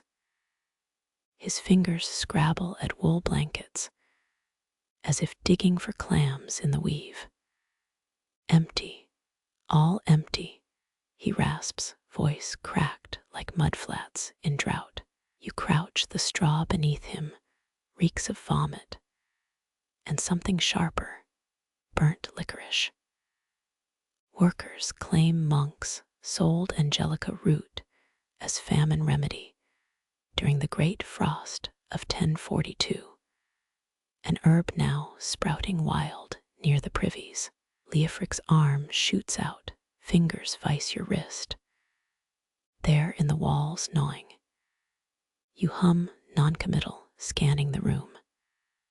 Shadows ripple where firelight hits the smoke-blackened rafters. A fisherman named Wolfston snores beneath a necklace of dried eel skins. Sussex folk swore they'd keep starvation's spirits at bay. Historians still argue whether food crises fueled innovation or just better scam opportunities. Leofric's breath hitches. Can't you hear them? The nets, they're screaming. His free hand mimes a gutting knife, slicing invisible lines through the dark. Some Viking graves held fishhooks carved from human bone, protection against famine ghosts. Maybe, or just grim recycling. You pry his fingers loose, note the bluish crescents under each nail. Malnutrition, poisoning, medieval WebMDs, not exactly on speed dial. The door creaks. The smoke keeper looms with a clay cup, steam curling into something like a horned serpent. Drink, she orders. Leofric recoils. Poison. You've hated me since I outfished your son. She rolls her eyes. Hated you since you mistook a conger eel for a rope. But this is just time and shame. He gulps it, chokes, collapses back. Shadows leap taller, morphing. A rafter's knot widens into a gaping maw, plank grain teeth gnashing. You blink, it's just wood again. Mostly, the smoke keeper mutters something about mildew madness, but lingers by the hearth. Ships, Leofric croaks, pointing at the wall. Leviathans, swallowing them whole. You recall Olaf Tryggvason's saga, sea beasts capsizing longships as punishment for hubris. Too bad he's not here to do stand-up at the mead hall. The smoke keeper tosses more herbs on the fire, sweetening the air. Don't encourage him, she growls, but you ask what he sees. Leofric's tongue clicks, armies with bellies like sails, marching on the smokehouse. A chill creeps your spine, not from his words, but the sudden concordance of snores. as if the room holds its breath. Even the rats pause mid-scuttle. 1361 crop records show lords commandeering famine-starved villages for tax adjustments. But that's 2 centuries ahead. Maybe time's unraveling in Leofric's sweat-sopped skull. He gropes for the empty cup, misses, sends it clattering. They're coming, hungrier than the sea. The smoke keeper slaps his hand away. Save the drama for London's theatre troops. She nods to a snoring figure. Edric there, dreamed his teeth fell out last week. Now he's got a cracked molar, coincidence, not prophecy. Leofric whimpers, claws at his tunic. Beneath, ribs press against skin like a ship's hull stranded at low tide, should stayed in Hamwick. He moans, referencing the Saxon port picked clean by Norse raiders in 980. Archaeologists found charred barley grains there, still in their cooking pots. You adjust his blanket, avoiding the damp spot. Sleep it off. He convulses back arching. The fire gutters, shadows swell into towering shapes. Mast-high silhouettes with jaws unhinged. A dozen Norse longboats consumed mid-swallow. Salt sprays your cheek, impossible. But there, then gone, you grip the palate's edge. Reality's supposed to be the sober friend here. The smoke keeper barks laughter. First time seeing a feverfish. She brandishes a mackerel spine. Scrape the burn from a bread oven mix with eel bile. Rub it on a fool's feet. Watches hallucinate palaces. Party trick for rich drunks. Leofric vomits, thin and green. The shadows retreat, polite enough to wait. Outside, the waves hiss like 1,000 disapproving librarians.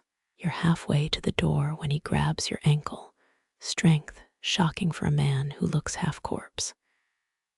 Check the stores, he gasps. The grain threaded with it. With what? Their teeth. You free yourself, boots squeaking on a rat's tail. The smoke keeper blocks your exit, hands on hips. Check if you want, but touch my ale stash, and I'll gut you like a haddock. The storeroom's chill hugs your lungs. Barrels stand guard like stout sentinels. You pry open the oat bin recoil. 100 weevils seethe in the moonlight, but no phantom fangs. Yet something shifts, a spill of grain morphing into a leering face. You slam the lid. Sleep deprivation, the true architect of horrors. Back in the barracks, Leofric sleeps, if you can call it that. His eyelids flutter rapid as a dying cod's gills. The smoke keeper stitches a torn net, humming a lullaby about drowned brides. You crouch by the hearth, feeding it splintered crate wood. Each flame births fleeting forms, ships, monsters, a particularly judgmental goose. Dawn's first bruise purples the horizon. Leofric sits bolt upright, screaming they're here. Men startle awake, cursing. Edric trips into a fishing spear, bleeding about Danes. The smoke keeper throws a herring. It slaps his chest, a wet, floppy rebuke. By full light, the frenzy fizzles. Leofric shivers by the fire, blanket over his shoulders, humility in his silence. The smoke keeper hands him another brew, smells like fermented regret. Drink. It's just nettles. And the other thing, he croaks. None of your business. Outside, the racks sag with yesterday's catch. No armies, no shadow beasts, just gulls fighting over mackerel guts, a routine apocalypse. You pocket a weevil from the grain bin, tiny armor glinting. Maybe keep it as a pet or a reminder. The sea offers no answers, just the same aching rhythm. Breakfast is black bread and suspicion. Leofric avoids eye contact, chewing with the vigor of the undead. Edric's dog noses the door, haddock breath steaming. You toss it a crust, miss. The smoke keeper snorts. Next prophet gets to clean the piss bucket. The brewer's cart arrives with a clatter of wooden wheels, his mule's ears twitching at the reek of fish. You count 7 oak casks lashed with fraying hemp, though lashed feels generous. 1 keg leaks a dark trickle, Anglo-Saxon WD-40 maybe. The brewmaster strides in, a bear of a man, with barley chaff in his beard. He nods at the smoke keeper, a greeting closer to a challenge. 3 barrels, she says, chin jutting at the smallest containers. 5, he counters, slapping a cask till it echoes.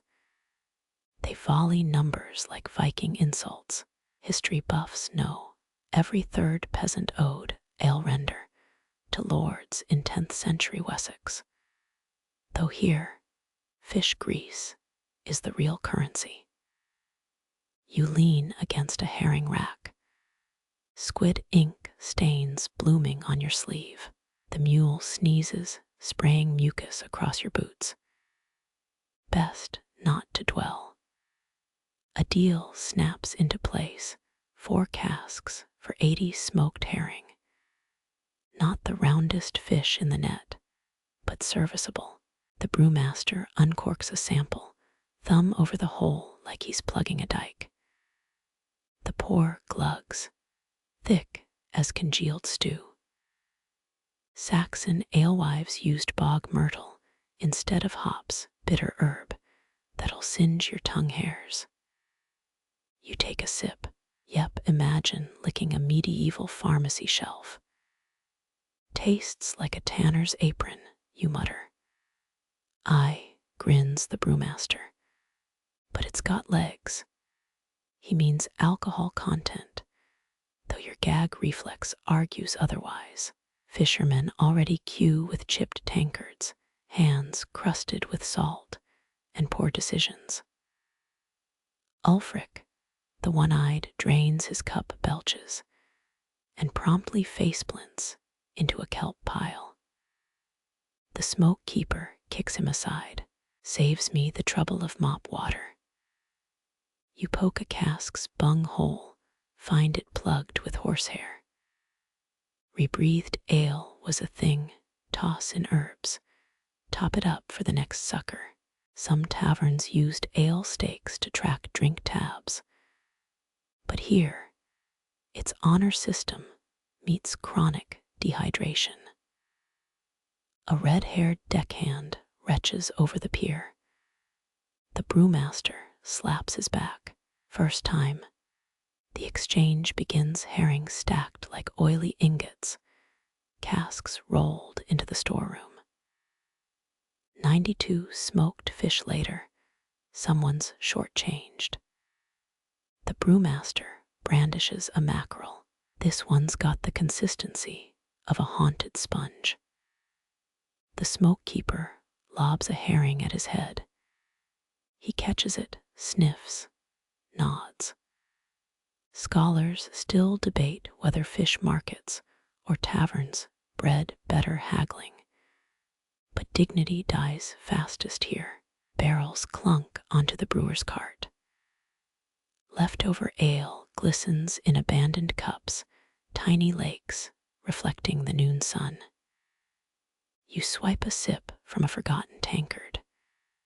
Regret arrives in 3, 2, 1. The mule protests, hooves scraping cobbles. The brewmaster flicks the reins, cart creaking towards the coastal road. Salt workers near Lyme Regis once used stale beer to preserve seaweed. Or was that a hallucination from last week's spoiled mussels? Either way, the smokehouse now reeks of yeast and buyer's remorse. The red-haired deckhand revives, immediately swears off alcohol. The smoke-keeper snorts. See you at sunset. Shadows stretch longer ladders for the gull's shrill choir. You trace a finger through ale residue on a barrel top. Sticky ambers catching the light. Historians still argue whether these deals helped villages survive winters or just gave them something to blame the vomiting on. The brewmaster's song fades down the coast, a bawdy tune about a nun and a codpiece. Some legacies deserve to drown. Dinner is salt cod and regret. The ale's aftertaste clings like a jilted lover. Even the rats seem cautious, sniffing tankards before retreating. You take another cautious sip and understand their caution. Ulfric's still snoring by the kelp. Safe bet he'll petition for sainthood come dawn. The smoke-keeper counts herring, muttering numbers like hexes. Stars emerge their cold light, indifferent to this terrestrial barter. Somewhere, a cask rolls off a cart, bursts open on shale. The sea licks it clean, no ceremony, no epitaph. Just foam hissing over another bad decision. You raise your tankard in salute, half hoping it salutes back. It doesn't. The fire cracks, spitting sparks like drunken fireflies. Some Norse texts mention ale mixed with henbane for vision quests, though tonight's visions are strictly gastrointestinal. A fisherman whispers he'll trade tomorrow's catch for a cask. The smoke-keeper's glare could curdle milk. I'd sooner bet an eel. Midnight tolls in your bladder. The privy looms, a drafty nightmare of splinters and shame. You pick your way across the yard, tankard still in hand.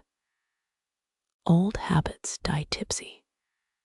Waves crash like a distant audience, applauding the chaos. When the brewer returns next week, they'll haggle anew. Herring for oblivion, scales for solace. The math never changes, just the faces sipping that bitter bog myrtle bite. You spit the dregs into the fire. It sizzles, a tiny rebellion.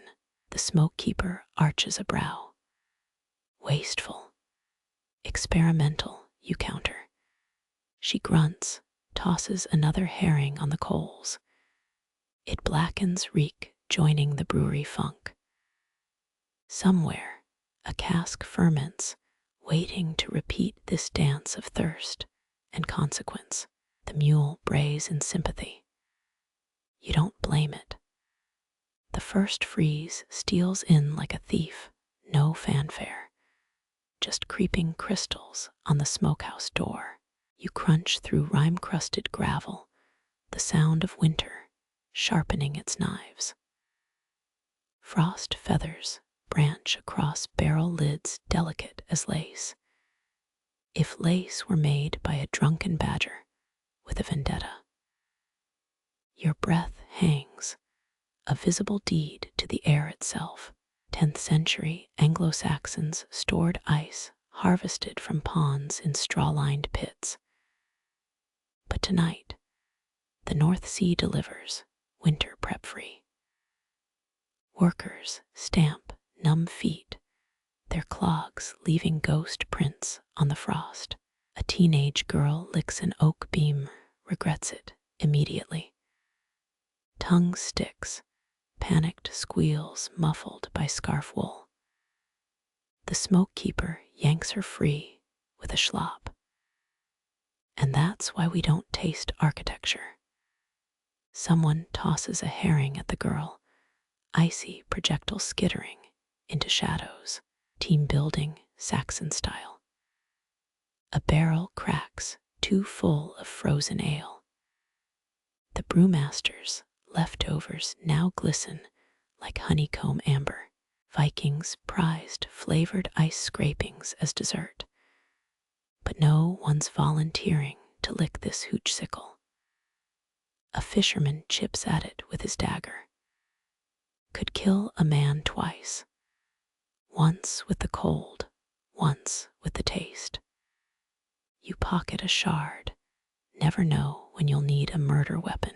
Dawn light gilds the smokehouse roof, ice melting into 1,000 weeping veins. Workers string gutted herring on new racks, fingers clumsy as thawing sausages. 10th century probate records show Essex fishmongers leaving winter gloves in wills. Though yours feel lined with dead hedgehog, the smoke keeper inspects a mackerel freeze-burned at the tail. She chucks it to the gulls. Their squabble sounds like a drunkard's dice game. The cooper arrives, breath clouding around his head like a misty crown. His hammer swings misshapen nails into a barrel each strike, echoing off the frost-stiffened cliffs. Frostwork clings to his beard. Ever seen an axe handle snap mid-swing from the cold? You're about to. The fracture sounds like a bone, wood splintering into a jagged grin. He mutters something unkind about Thor's mother. Midday brings false mercy. Sun glare off ice patches stabs your retinas. You trip over a hidden barrel hoop, face splint into a slush pile. The taste of brine and defeat. Workers pretend not to laugh. One offers a hand, his palm rough as shark skin. Frost fairies, he says. They tug your ankles. You'd thank him if your teeth weren't welded shut. Historic foodies know smoked eel was a winter luxury, but the last eel here's frozen solid. A cook tries thawing it over the hearth. It shatters like glass. Pickled seabird for lunch, then. The smoke keeper salts her meal extra, arms crossed like a disgruntled snow queen. Some workers swear frost patterns are ancestor messages. You squint at icy window webs. If so, grandma's writing, wear thicker socks. The tide retreats, leaving ice-flocked rocks that glitter like diamond mange. A child draws spirals in the frost, symbols the local priest would call pagan nonsense. You trace a wobbly dragon, breath steaming its icy scales to life. The smoke keeper smirks. Cute.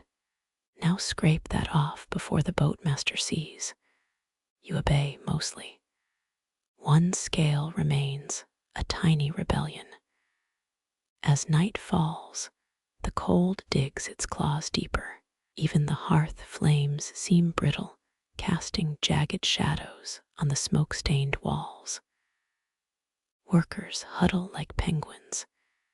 If penguins smelled of herring and wet wool. Historians still argue whether smokehouses banked fires all winter or let embers die between batches. Tonight's crew votes for eternal flame or death by shivering.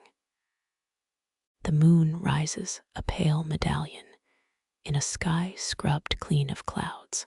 Frost creeps up your sleeves, invades your boots, claims your soul by increments. You find Ulfric from the ale fiasco, now sober and sulking by the coals. He offers a flask. Mackerel oil, he grunts. Warms the pipes. You decline. Some voids can't be filled. Wind whistles through cracked shutters, a tuneless dirge. Your tankard freezes to the table, ale slush clinging like a barnacle. Saxon medics prescribed frozen urine for toothaches. You're considering it for hypothermia. A worker chips ice from his beard, each chunk hitting the floor with a plink. The rhythm's almost musical. Almost. The smoke keeper wraps her shawl tighter, gray wool frosted white at the edges. She stares at the dying hearth. Frost's a cleaner worker than salt, if slower. You're not sure if that's praise or threat. Her knife scrapes rime off a barrel, steel shriek, setting your teeth on edge. The moon watches, indifferent as a tax collector. By midnight, the cold has personality, a spiteful, pinch-happy hag. You envy the herring in the smoke racks. At least they're done suffering. A fisherman whispers frostbite remedies, goose grease, fermented cabbage, prayers. His missing pinky finger argues against expertise. You rub your hands raw, settle for friction, and false hope dawns a sluggish affair, pale light hesitant to touch the frozen ground. Icicles dagger from the eaves, nature's booby traps. The smoke keeper kicks a post, showers of ice clattering like broken crockery. Workers stir, groaning like haunted floorboards. You'd kill for a hot oatcake. Instead, chewy dried squid.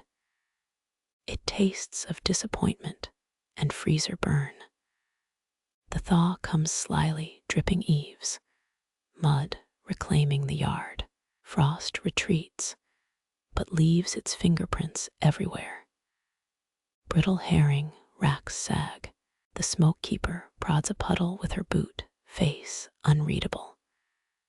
Spring'll be here, chewing through our stalks. You nod, too tired to care. Winter's first kiss lingers on your skin, a promise etched in goosebumps. She spits into the slush, her breath still visible. You crunch across the frost-stiffened yard, boot soles slipping on ice veiled by ash. The herring racks loom ahead, their slatted shadows hiding more than dried fish. A flicker of movement catches your eye, a pale face peering through gaps in the cod. The boy's eyes gleam with the same feral glint as a fox cornered in a henhouse. Workers pass his hiding spot, their boots stomping extra loud against the planks. One drops a wedge of oatcake by accident. 10th century runaway laws demanded 3 silver pennies for returning a fleeing thrall. But tonight's currency is silence. Wind rattles the racks, salmon skins rasping like old parchment. The boy flinches at the sound, his tunic's stained with salt and something darker. Berry juice, you hope. Saxon children often foraged bilberries in the marshes, but this one reeks of panic, not fruit. A fisherman starts whistling a shanty about shipwrecks, covering the boy's shaky breaths. 3 workers form a wall of bodies between the racks and the brewmaster's prying gaze.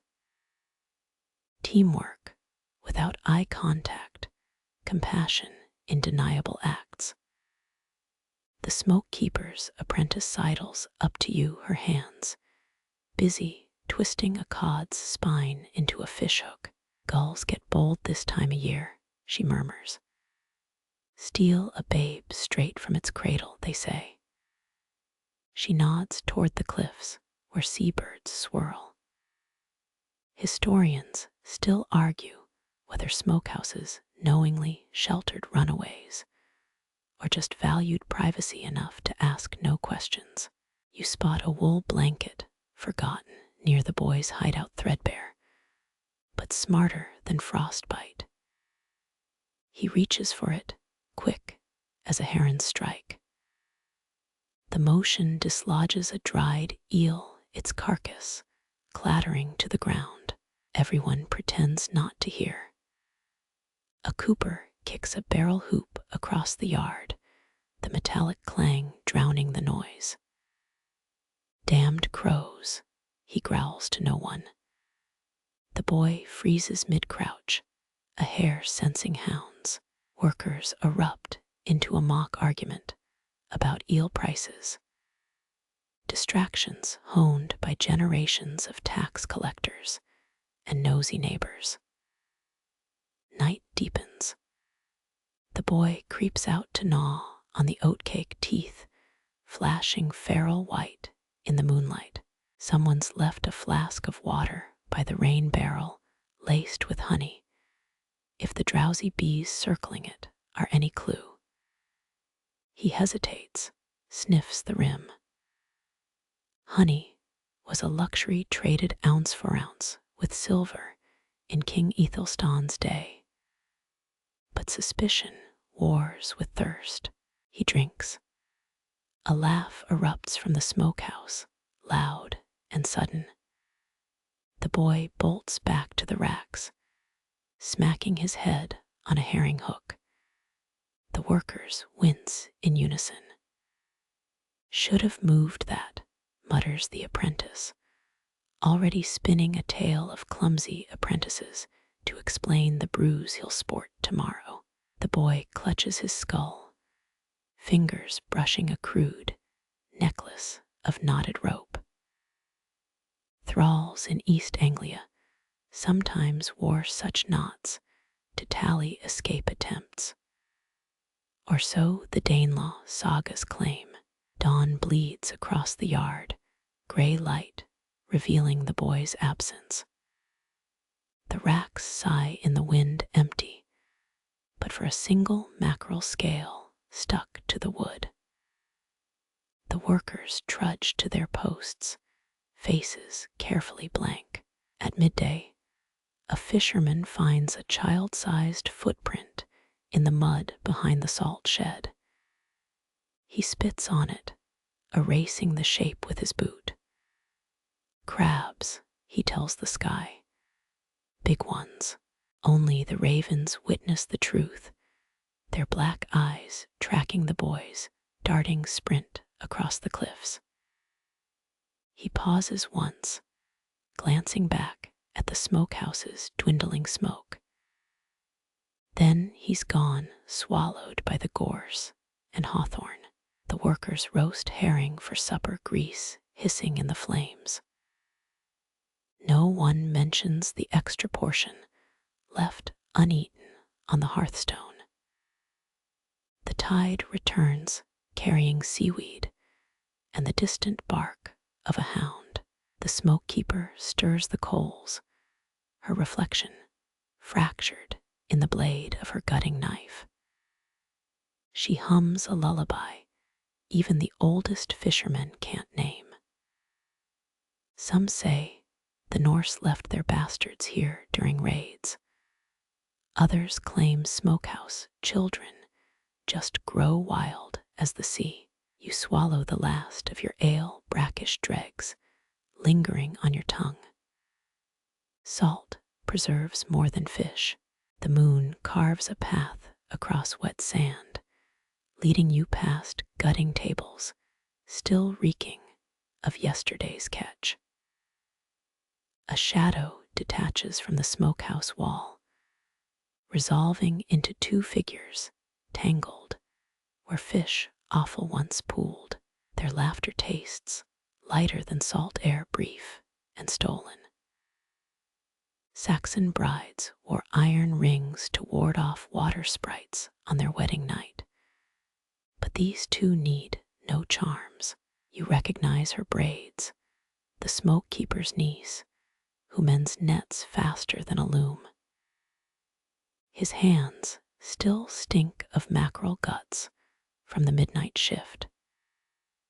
Their whispers crash against the tide's rhythm, urgency sharp as a gutting knife. Your father's checking the eel traps, he breathes. She bites back a grin. Then we've till dawn. Old fishermen swore carrying peat in their boots kept waves from gossiping. It doesn't work. The tide creeps closer, licking at their discarded shoes. Their toes meet in the damp sand. Sketching runes the sea erases twice as fast.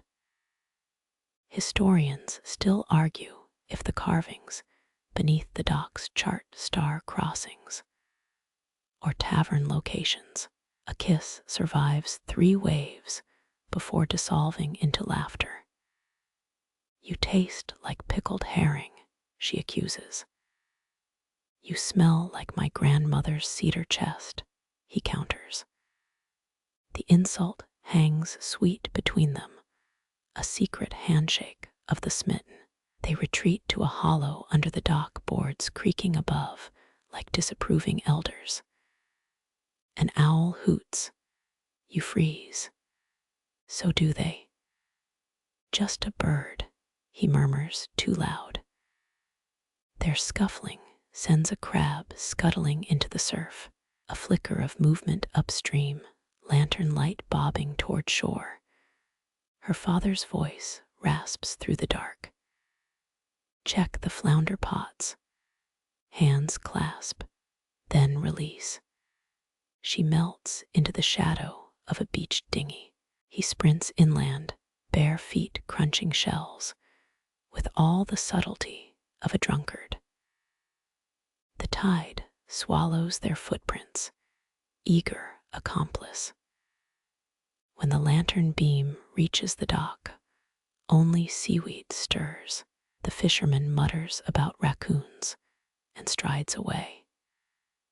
The air sighs. They reconvene at the salt barrel, cheeks flushed with victory and brine. Her finger traces his palm, mapping calluses older than their grandparents. Next full moon, she whispers. The cave below the headland. He nods, a solemn pact sealed with a stolen mackerel. Dawn bleeds through the mist, chasing them back to their rolls. She's elbow deep in cod livers by sunrise. He's mending traps, face schooled to blankness. Only the salt knows their secret, and the gulls, who have seen it all before. You crunch across sand, now gleaming in first light, spotting a single blue bead lodged between dock planks. Norse traders brought such glass across the whale road. But love needs no passport. The tide claims the bead as you watch, another relic lost to the sea's indifferent hunger. The smokehouse door slams. Workers shuffle toward the day's first catch. Somewhere beyond the headland, waves carve new coves and old promises. The stink of brine fades as you round the smokehouse's eastern wall, crunching crab shells underfoot. Moss devours what might have been carvings, once curves that could be waves or serpents or both. Saxon coastal altars often doubled as fish drying racks, practical paganism at its soggiest. You kick a stone, it rolls, revealing a hollow cradling bones and something slimy. Not rat, not fish. The stench hits spoiled meat and lavender. Someone left a bouquet of dried eel hearts wrapped in rotted netting. Local lore claims eel blood opens doors between worlds, though probably not ones you'd want to visit. Footprints older than the Reformation lead to a half-collapsed niche. Inside, a lichen-crusted slab. Your thumb brushes grooves where supplicants once poured offerings. Historians still argue whether these troughs held seawater or blood. The answer's probably yes. Wood creaks overhead. You freeze. Just gulls nesting in the thatch, their beaks clacking like dice. One watches you with headsman eyes. You give the altar a mock bow. The bird squawks, which feels rude. By moonlight, the carvings writhe. That third symbol is that Thor's hammer or a herring flipper. Maritime cults flourished here before Augustine's mission, their gods as fickle as the tides. Workers once tossed the first catch of spring onto these stones. Now, beetles feast on desiccated haddock left by some hopeful soul. A breeze stirs the rot. You gag, then spot it. Rust nestles between cobbles, a Roman coin worn smooth by centuries.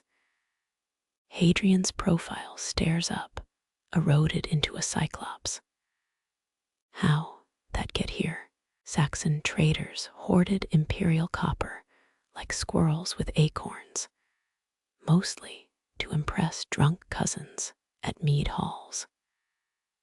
Something moves in your peripheral vision. Just your shadow, stretched thin by the sinking moon.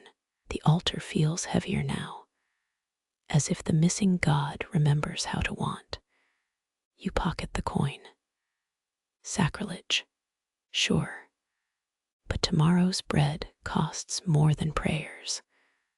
Dawn bleeds across the stones. Salt crusts your lips, the taste of questions no one's left to answer. The sway of their oiled braids hypnotizes you first. 3 men, dragging a warped hull, plank up the shingle. Their leathers reek of stale whale, blubber, and desperation. You count 7 languages in their shouts, 3 of which might be actual words. Bjarni barks the tallest, gesturing to barnacles clinging to the wood like stubborn warts. His accent chews through vowels like a dog gnawing gristle. Greenlandic traders haunted these coasts for walrus ivory, though this lot looks more shipwrecked pirate than respectable merchant. One sailor dumps a sack, spilling salt-corroded nails and a jawbone yellowed by centuries. From beyond Vinland, he croaks, though Vinland's a fireside fable here. You prod the bone. Human, bear. Historians still argue whether Norse explorers smuggled polar bear pelts to Dublin or just slapped fancy names on local sheep. The youngest pirate can't be older than 17, unfurls a kelp-stained map. Kraken nest here, he insists, stabbing a spot labeled H-Fitter Haffy. White Sea, more like wishful scribbling. His fingernails hold traces of blue woad, Pictish body paint, last popular 4 centuries back. Someone's been pillaging museums. A seagull dive bombs the jawbone. The men scatter, superstition outweighing greed. You pocket a nail. It's Roman. Might once held together a trireme or a lindinium brothel's roof. The Saxons reused imperial scrap metal like thrifty magpies. Everyone's a historian, when the alternative's freezing to death. Gold, hiccups the map boy, waving a pouch of is that ambergris. The stench suggests yes. Whale vomit once sold for its weight in silver. You gag. The tall sailor eyes your disgust. Fool's gold, he snorts, smells like Satan's armpit. But Danes'll pay half a kingdom for it. They're lying. You're lying. The plank's iron rivets match ones from a 9th century Frisian cog, but pointing that out seems unwise. Their swords have more rust than blade, still sharp enough for your kidneys. A wave crashes. The men tense, scanning the horizon for whatever wrecked them. Legends claim phantom ships trail saltwater refugees, hungry for new crews. You edge toward the smokehouse, just as the tall one grabs your wrist. Story for supper. His breath could curdle milk. We saw it, great tentacles thicker than Jelling's sacred oaks. Swallowed Dublin's fleet hole, Dublin burned by Vikings in 800, and something, a detail he'd hate you knowing. You trade a dried cod for the tail. He spins it well, sea serpents with flaming eyes, a brass bell tolling from the deep. The others nod along, adding grunts for flair. By the end, even you half believe it, until he claims a mermaid offered him mead in a conch shell. Nightfall brings a shared fire. Map boy hums a dirge you last heard in Ribe's marketplace, a catchy tune about a beached whale and a very unlucky tax collector. The tall sailor carves notches into the ship plank, one for each comrade drowned. The count reaches 32 before his knife snaps.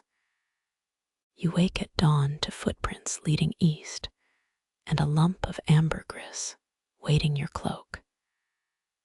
The seabird who stole your fingernail clams watches from a barrel. It's yours, you mutter. The gull flies off, treasure clutched in its beak. Let the Danes negotiate with that. Wind carries the sailors, voices long after they've vanished. Or maybe it's just the gulls, mocking everyone who still thinks the sea tells truths. The scent of split herring guts clings to your hands, a metallic tang that won't scrub out for days. You're stacking oak barrels when the first shout slices through the smokehouse. A raw, guttural sound even the gulls pause to hear. 2 fish handlers circle each other by the drying racks, daggers drawn, boots crushing precious mackerel underfoot. 16 fish missing from my tally.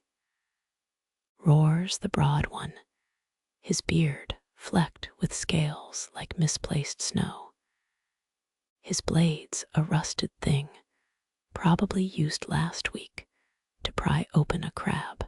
The others younger, lean, and twitchy, clutching a gutting knife, still slick with roe. Your count's drunker than a Breton sailor. A kicked barrel rolls, spilling salt across the planks. Workers scatter, pretending to mend nets or stoke fires. Coastal laws from Ethelred's day demand fines for stolen catch. But legal scrolls burn poorly in winter.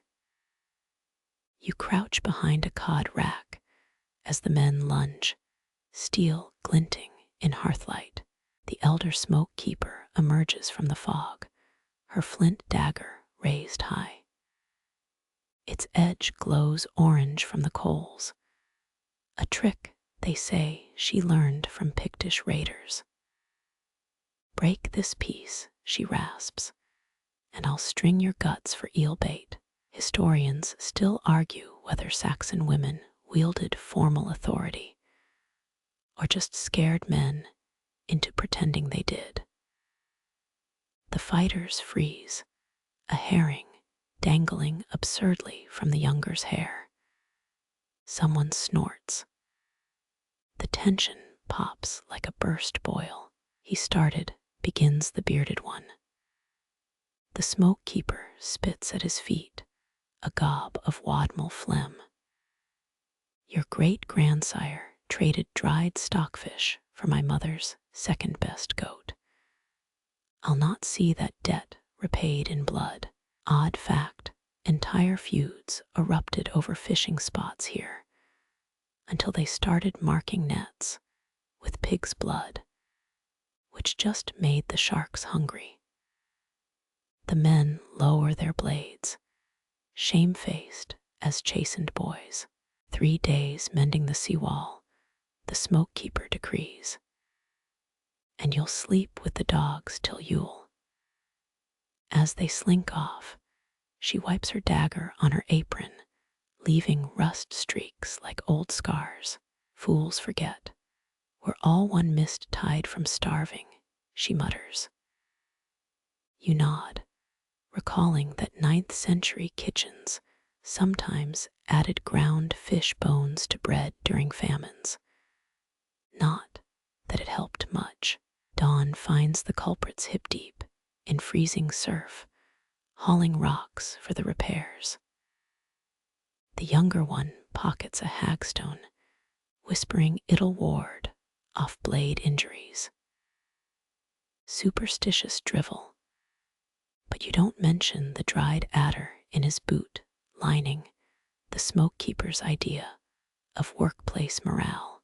By noon, the racks sag with fresh catch, the fight already dissolving into a did you hear about tale.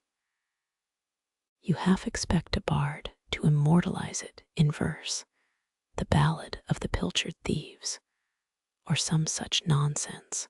The smoke keeper catches your smirk. Laugh while you can, she grumbles, tossing you a gutting knife. Tomorrow's quarrel's already fermenting, probably over who stole the last decent whetstone. The reed-woven door flaps open, letting in a gust that makes every smoking herring sway like hanged men. He enters as fog personified, a traveler draped in sealskin, his liar's frame blackened by decades of campfire debates.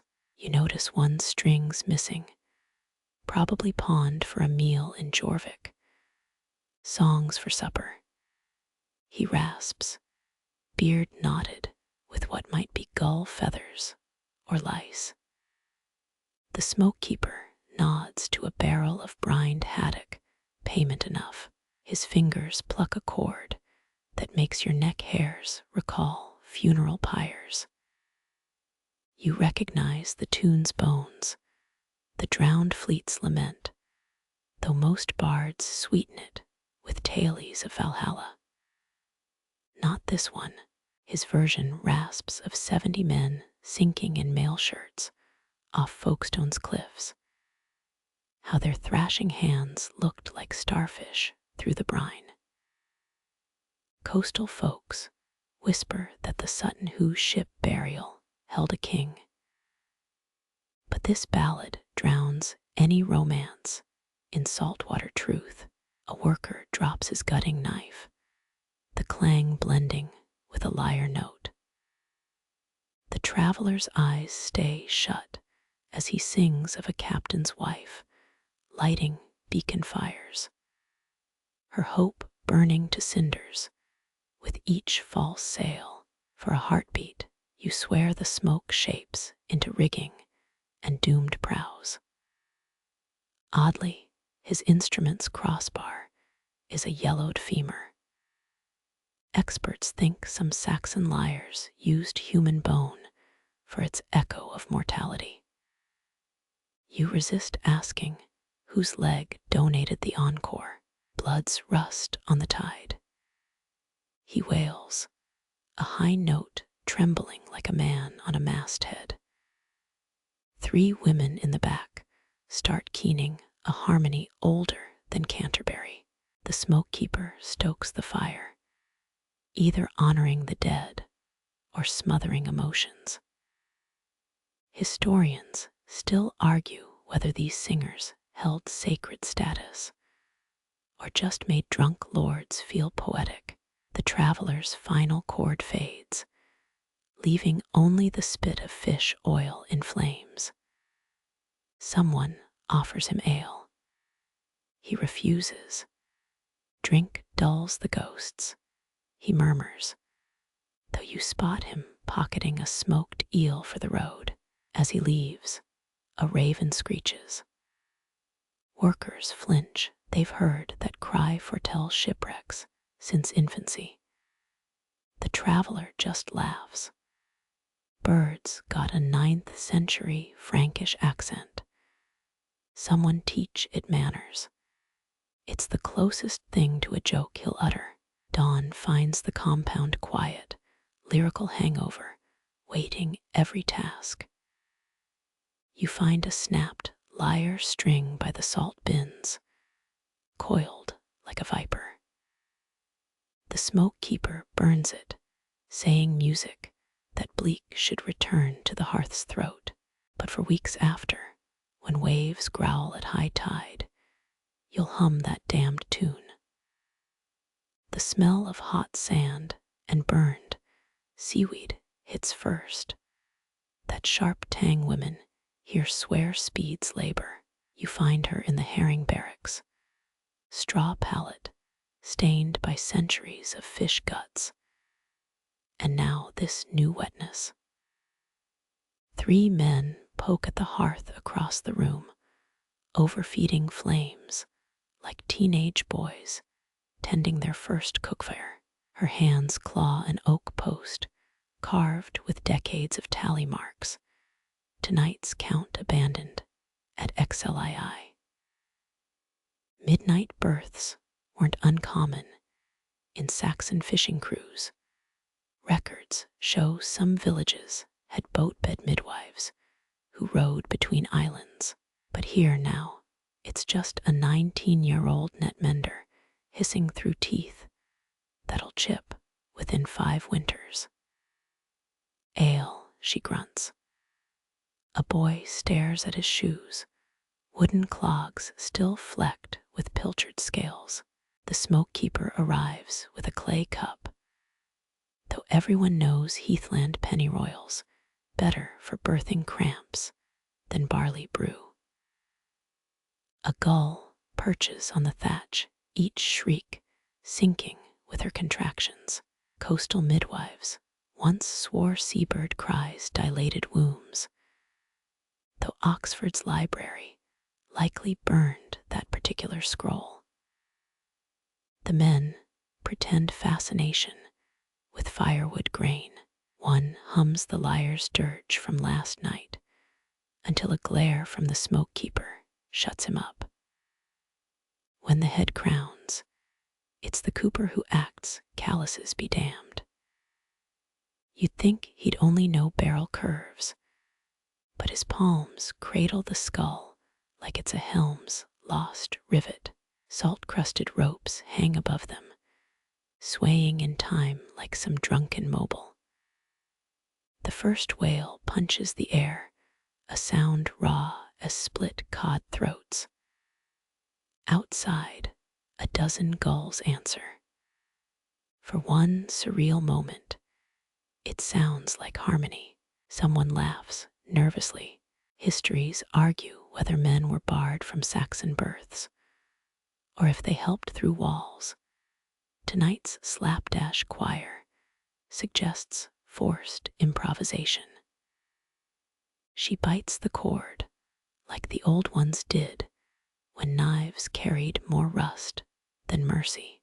The smoke keeper wraps the girl in sailcloth dyed Viking blue, a shade somehow smuggled past last century's trade bans.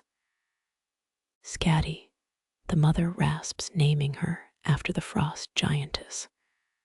Someone gasps, naming children after Norse gods dwindled post-conversion.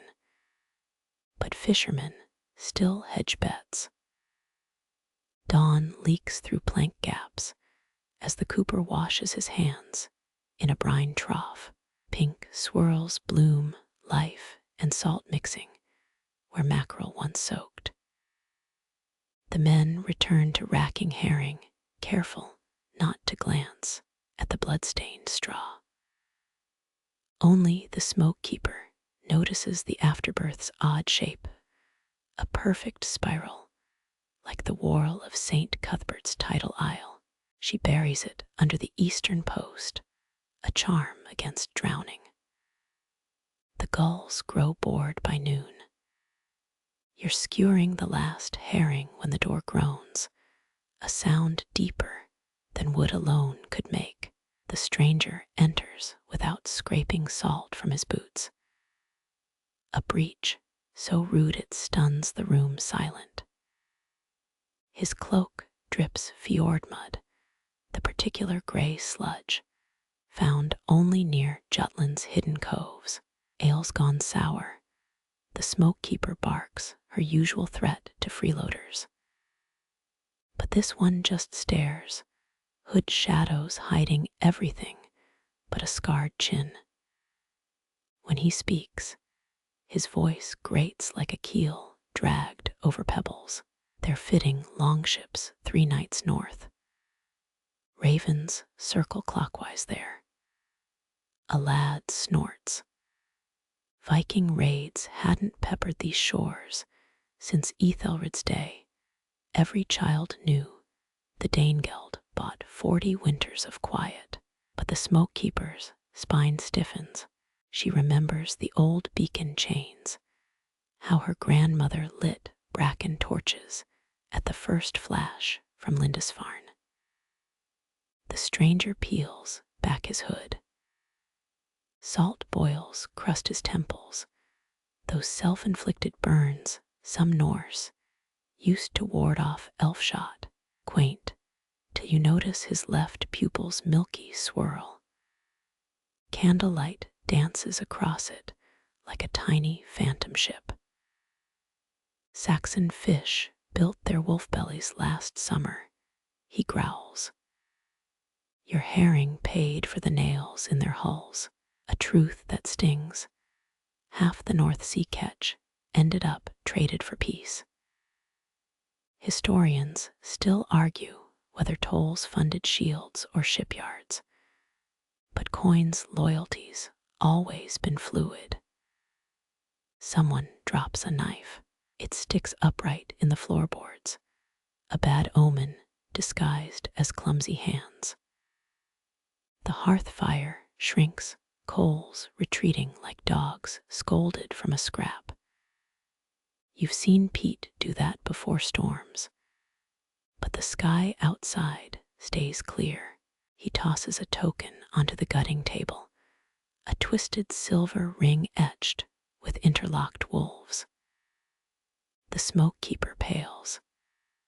Her brother wore its twin when he rode to Uppsala, bones still curled in that burial ship. 3 days, the stranger hisses, or burn your own stores before they smell blood in the salt.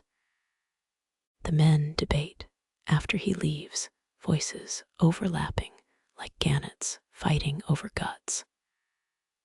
One insists they can hide the herring in peat bogs, forgetting how Norse hounds track brine through bedrock. Another mumbles about fleeing inland, though we both know farm soil rejects coast folk after a generation. Only the smoke keeper works. She fans the embers back to life, feeding them scraps of wool stripped from last week's trade. The flame's first proper spit sends shadows reeling up the walls, one shaped oddly like an axe. You pocket the wolf ring when no one's looking.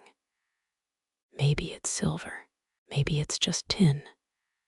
Either way, it's colder than it should be. Bonfires bloom at midnight, not for warmth, but to spite the sun lingering on the horizon. You pile driftwood stolen from ship graves, the salt-soaked logs, hissing tailies of drowned crews as they burn. Midsummer madness, the smoke keeper grumbles, though her hands keep braiding meadowsweet into the ale casks. Superstition sticks thicker than fish oil here.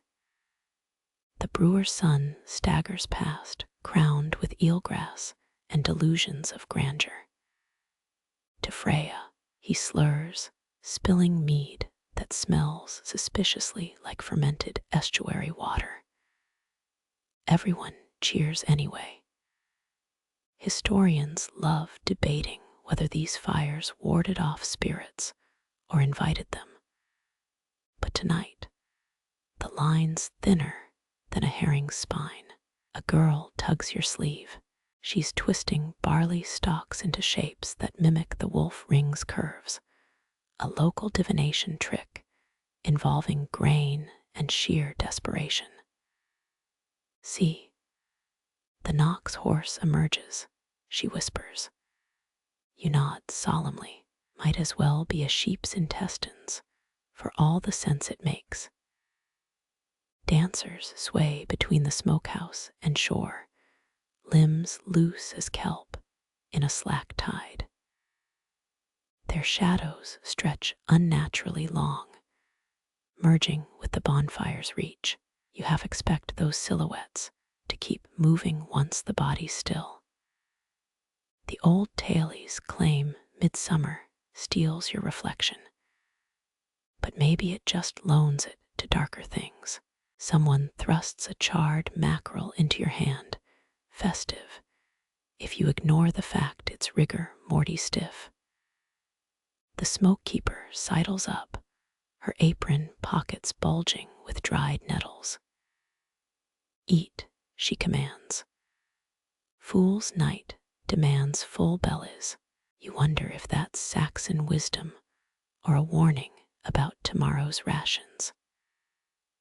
Laughter erupts near the tidal pools, too shrill, like gulls mocking a beached whale. Two fishermen try skipping stones across water thicker than lamp oil tonight. Each plonk sounds like a coin dropped into a deaf man's cup. They'll blame the mead, but the sea's been holding its breath since sunset. A bone flute wails from the dune grass, no player visible, just those reedy notes that set teeth on edge. The ravens have fled. Smart birds. You pocket a half-burned twig from the fire, though whether it's for luck or kindling, even you don't know. The brewer falls into the tide, chasing a cask that floats just beyond reach. His comrades cheer each splash. Vikings invented mead, or was it the Mongols? No, that's horses. Whatever. Tonight's batch could have felled both civilizations with one whiff. Dawn approaches without daylight, just a graying of the northern sky like tarnished pewter. Couples slip into the smokehouse, drawn to shadows that promise privacy. Their giggles echo off brine-crusted walls, mingling with the drip-drip of fish blood never fully scrubbed away. You find the smoke keeper scattering ashes in geometric patterns, some protection sigil from her mother's time. Celebration's a whetstone, she mutters. Sharpens you for what comes. The wolf ring in your pocket throbs, or maybe that's just your pulse drumming lies. Firelight dances on the incoming tide, a false path leading out to deeper darkness. When the last log crumbles, the silence feels stolen. Even the child with her barley twists has vanished. Only the North Sea remains chewing the shore with infinite, indifferent teeth. You find her at dawn's bleak hour, a girl of maybe 12 winters, stacking herring like a loom weaves thread. Her hands move without joy or fatigue, just the dull click of scales against worn wood. No one meets her storm cloud eyes. They say a fever stole her voice 3 summers past. The old wives whisper the North Sea itself drank her words. The fish gleam like tarnished coins in the dim light. She rejects any with torn gills or milky eyes. Her Chinese letter, rigorous as a tax collector. Historians note children comprised over a third of medieval workforces, but none mention how their silence could ice a room. A fisherman mutters she's cursed, until the smoke keeper thwacks his ear with a dried cod. Respect the handy, she growls. That one's worth 3 of your liquor-rotted crew. You notice the girl's fingers, scarred from gutting knives, yet strangely elegant. They shape the air sometimes, phantom gestures toward the horizon. Workers claim she predicts storms by spinning fish spines like compass needles. Quirkier still, local legend says mute children could swallow eels whole to regain speech, though you've yet to see her attempt that party trick. The men steer clear of her sorting table, nudging barrels extra gently when passing. Maybe they fear her gaze, which holds the particular cruelty of the sea denying a drowning man. Once a raven landed at her feet, she stared until it hopped backward like a chastened pup. Even gulls snatch scraps elsewhere, their usual bravado reduced to grudging squawks. Midday brings a problem, a lamprey clinging to a haddock's flank. The girl freezes, its sucker mouth inches from her thumb. For a breath, her mask slips, revealing raw terror. She flings it against the wall with surgical force. Whap! The thing drips down planks seasoned by generations of fish blood. Someone snickers until she pins them with a glare colder than winter tides. Work resumes. Historians still argue whether plagues of silence were real ailments or collective hysteria. You wonder if it matters. Her fish pile grows, a shimmering monument to withheld screams. The smoke keeper leaves a bowl of porridge salted with what might be tears. It hardens untouched. When the last barrel's filled, the girl dips her hands in brine, scrubbing until the skin flares angry red. A fisherman's toddler waddles over, offering a cockle-shell. For the first time, her features soften. She places it behind her ear like a noblewoman's jewel. The child giggles. It's the only sound she'll permit herself today. Shadows lengthen. She disappears into the weaving mist, a slight figure dissolving into grays. Later, you'll find the cockle-shell perched on a barrel rim, and swear the air near it thrums with unsung ballads of shipwrecks and kinder fates. Moonlight paints the harbor silver when he arrives, a bear of a man reeking of rancid blubber and bad decisions. His boots squelch across the yard, leaving oily prints that wink in the torchlight. You recognize the harpoon scars before his face, cross-hatched lines marking a life spent hunting leviathans. He drops the lump on the smoke keeper's table with a wet thunk. Ambergris, that waxy treasure medieval merchants called floating gold. It clings to your nostrils, even 6 feet back, part ocean rot, part ancient library books left in cellars. Your gag reflex twitches.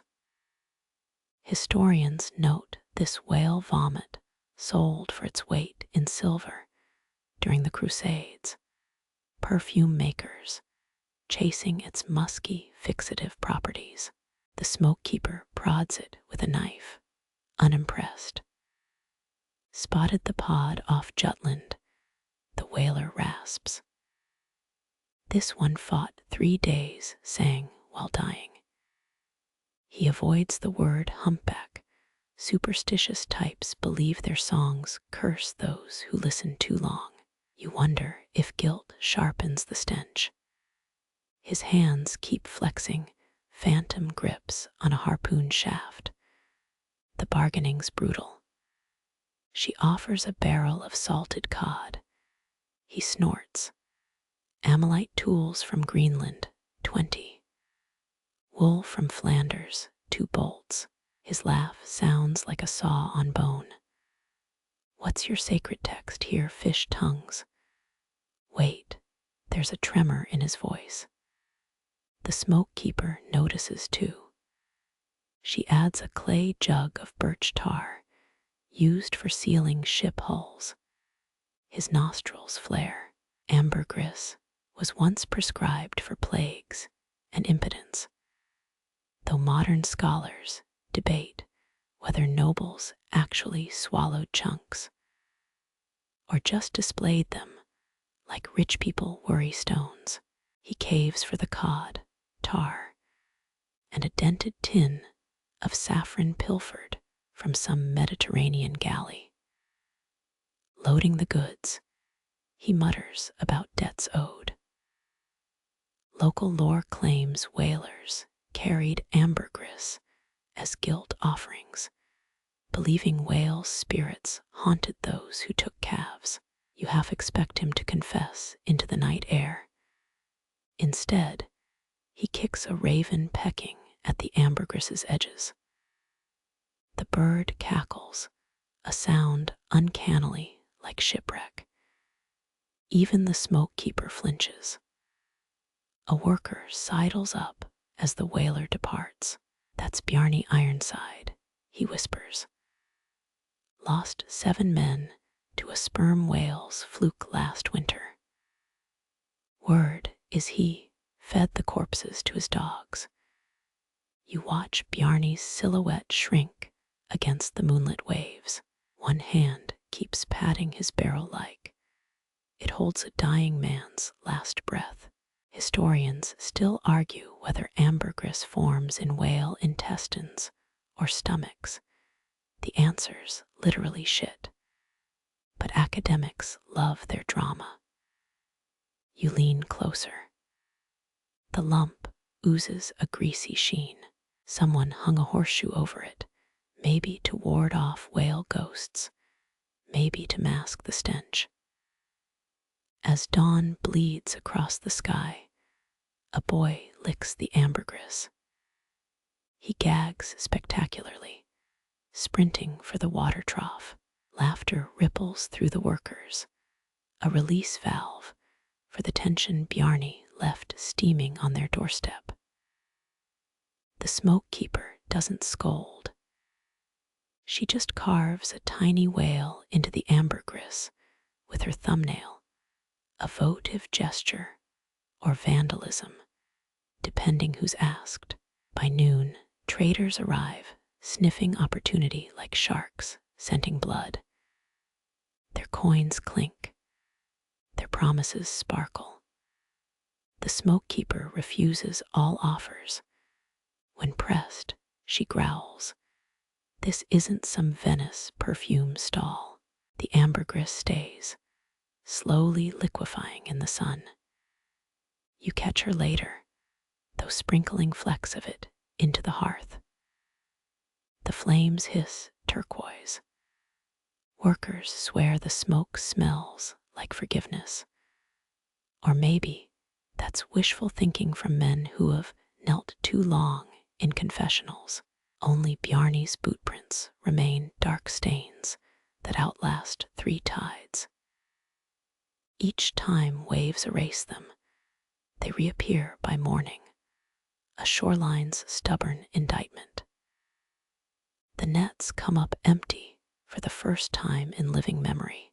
Workers exchange glances sharp as gutting knives, their calloused fingers plucking at nothing but kelp and gull feathers. Then it surfaces. One fish. Its scales pulse like a heartbeat wrapped in mercury, a herring glowing with sickly phosphorescence. Someone mutters the Old Norse word draugrglas, corpse light. You lean closer. The creature's gills flare, revealing filaments that shimmer like Viking wire jewelry. Founder's Feast breathes a teenager, invoking the medieval tradition where villages ate herring till they choked to celebrate bumper catches. His voice cracks. No one laughs.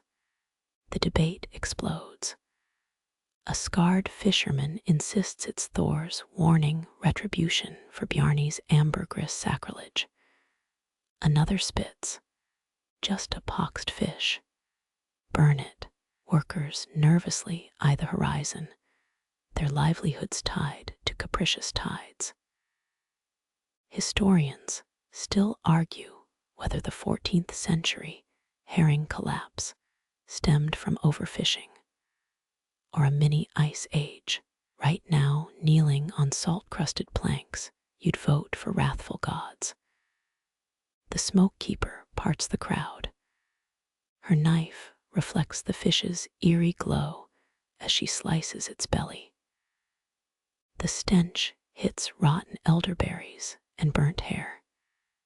Inside, 3 black eggs, each veined with silver. A sailor from Acre crosses himself, muttering about Saracen sorcery. You recall 13th century traders believing Baltic herring eggs could predict storms. These ones squirm. Silence. The smoke keeper's voice cracks the air like a whip. She lifts a trembling hand, the first sign of fear you've witnessed. This isn't fish. Her thumb rubs a scale. It flakes away, revealing metal beneath. Roman bronze. Saxon tin. The glow dims, leaving the stink of nervous sweat. Workers shift, boots scuffing the dock. One man slips a hand into his tunic, clutching what might be a crucifix or a lucky shark tooth. The smoke keeper straightens. We smoke it. Gasps ripple outward. As we always have, her glare dares contradiction. They obey. The fish sizzles, oozing blue grease that makes the coals hiss. Smoke coils into shapes too angular for nature. A boy whispers. It looks like runes. His father cuffs him, but keeps staring. You taste salt and something vegetal nettles fermenting in cheap wine. When historians describe the Hanseatic League's herring-fueled economy, they omit this. The primal terror of seas turning fickle. The smoke keeper tosses juniper berries onto the flames, a futile attempt to sweeten the air. Dawn finds them haggard. The fish's skeleton glints on the grate, unnervingly intact. Its spine curves like a Celtic torque. Workers arm wrestle over keeping it as a charm or tossing it back. The smoke keeper ends the argument by crushing the skull under her heel. Brittle fragments skitter toward the tide, carried off by sanderlings pecking at the foam. As you turn to leave, A glint catches your eye. Beneath the fish rack, 3 silver eggs nestle in the dirt. They hum faintly, or maybe that's the blood rushing to your head. When you blink, they're gone. The North Sea exhales, a breeze carrying the echo of a laugh. Or a sob. Dawn cracks open the horizon like a raw yolk gray light spilling over deserted docks. You blink salt crust from your lashes. The smokehouse yard feels wrong, too quiet. No clatter of oak barrels. No sing-song curses of men mending nets. Just wind sawing through empty herring racks, their wooden bones clacking a hollow Morse code. Mist swallows the fishing fleet wholesales, dissolving like sugar in tea. A teenage deckhand stands ankle deep in retreating surf, waving at phantoms. His farewell gesture sags halfway, hand flopping like a gutted fish. Someone left a single herring on the tide line, its scales gone dull as pewter. An old custom, leaving the last catch to appease Njord, the sea god. Modern scholars snort at the idea, but you note no gulls dare touch it. You trail a hand over abandoned tools, a rusted flensing knife, a barrel stave carved with Norse runes. The cooper's mallet lies abandoned, its handle polished smooth by decades of grip. 8th century tax records prove whole villages fled coastal regions when herring vanished, entire economies crumbling overnight. Yet here, the truth feels simpler, hungrier. A shadow tugs your peripheral vision, the smoke keeper's gone, but her presence lingers like campfire stink. Where'd she scram to? The question fizzles as your boot crunches something. One of those freaky silver eggs, now inert as a river stone. Pocket it, toss it. While you waffle, it dissolves, leaving your palm tacky with snail slime residue. Guess that debate's over. North wind carries a child's sob, or maybe seal pups wrangling over mussels. The last fishing skiff becomes a speck, then nothing. Workers swore they'd return when the sea remembered its manners. Historians still argue whether Viking-era climate shifts or pure human greed snapped this thread. You lick salt from cracked lips. The answer tastes the same. Moon bleeds into the bruise-colored sky as you turn inland. Behind you, the wind combs through fish bones strung up as charms, their hollow centers, whistling a 6-note scale. Some say those tones summon storms. Others insist it's just seasick poetry. Your numb feet choose the path each step, pressing the smokehouse deeper into memory's silt. Ravens convene on the thatched roof, their debate audible over the surf. One pecks at a dangling herring spine, tossing it like a jester's scepter. You half expect a punchline. None comes. Even the birds seem underwhelmed. Near the tide line, a soot-stained apron flaps from a fence post, its knots tighter than a widow's fist. You unwind it. Something clinks at your feet, a pendant stamped with Odin's ravens. Fringe archaeologists swear these charms warded off sea hags. Feels lighter than it should, like hope stripped bare. Halfway up the cliff path, you glance back. The smokehouse huddles against the shore, a crooked tooth in a skeletal jaw. Waves gnaw at its pilings. Funny, they say communities died when fish stopped coming. But here, it's the other way round. Your pocket jingles.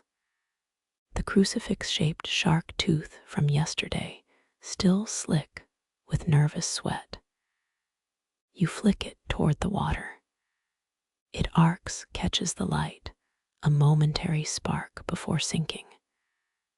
No splash, just the hiss of foam retreating. A gust plucks at your cloak, insistent. You follow it uphill, past wind-gnarled hawthorns. Centuries from now, kids will skip stones over these fields. They'll mock the silly fish people who worship the sea. Let them. Faith tastes different when your breath smells of brine. In the distance, a wolf howls, or a draft through the smokeless chimney. Doesn't matter. You're already gone, boots crushing time underfoot. Each crushed leaf releases scent memories, herring fried in juniper oil, sour ale, smoke clinging to wool.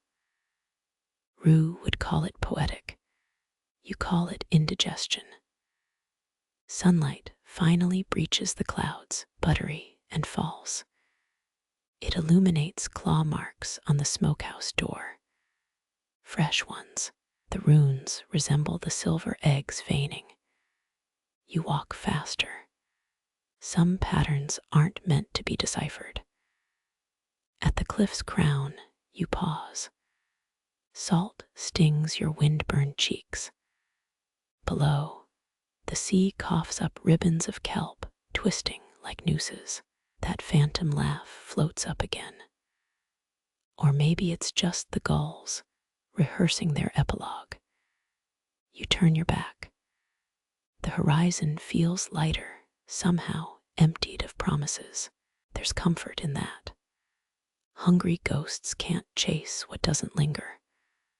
One final breath, ash and iodine, and something sweet. Rotting blackberries. Spilled mead. Doesn't matter. You inhale anyway, letting the rot coat your tongue. Memory's last supper. When you exhale, the smokehouse blurs, a smudge of charcoal on damp parchment. The path ahead wrinkles into hills, each fold hiding a dozen untold endings. You chose none of them, but your boots keep moving, printing temporary marks in the mud. Temporary's enough. Even the sea knows that. Wind shoves you onward, an impatient collaborator. You button your coat against its whining. Somewhere ahead, roads, taverns, the lowing of complacent cattle. Behind, only the hum of absence, a tuning fork pressed to bone. You don't look back again. Embers gutter in the hearth's mouth, each breath weaker than the last. You crouch, palms hovering over stones, still warm from centuries of fires. Heat licks your skin one final time, a phantom tongue. Even Viking hearths rarely went cold. Households kept coals alive through solstice nights, but tonight, neglect wins. Wind whistles through gaps in the daub and wattle walls, a victory screech. Ash swirls into gray eddies, mocking the absent smoke. Your shadow staggers across the floor, unmoored by dying light. That cooper's barrel over there, now just a drunkard silhouette. A glint catches your eye, a rusted hook half buried in ash. You nudge it with your boot. Something clinks. A spoon fused to a fish vertebra, a makeshift charm. Fringe junk shops in York sell these as Norse love tokens. The truth's dumber, probably a bored apprentice's lunchtime doodle. Behind you, the last log splits with a sigh its core, glowing crimson. Sparks spiral upward, a failed escape. They blink out against ceiling beams, blackened by generations of hickory smoke. Historians still argue whether coastal communities abandoned hearths first, or if cold hearths forced them to leave. Chicken or egg debates smell better in lecture halls than fish drying sheds. You rise, knees popping like green wood in flames. The hearth's final breath leaves a metallic tang, scorched iron, and regret. Viking smiths would have recycled these andirons within minutes. Here, they'll rust into orange dust unmourned. Floorboards creak a dirge as you cross to the doorway. Your fingers brush the lintel, carved with that looping serpent motif. Touch memory, meat smoke, fish oil, sweat. The wood flakes under your thumb, gray as an old man's stubble. Outside, ash settles on abandoned tools, a shovel tilted like a grave marker. That broken knife you saw earlier, now dusted like powdered sugar on a Yule cake. You snort. Comparisons to desserts feel sacrilegious here. Moonlight stabs through clouds, illuminating the yard. Empty barrels roll like drunken mercenaries. One cracks against a post, its slats splaying like broken ribs. Your boot crunches a herring spine, fossilized by salt and time. A shadow darts too low for a raven, too quiet for a cat. Rat. Your mind supplies images of beady eyes and plague tailies.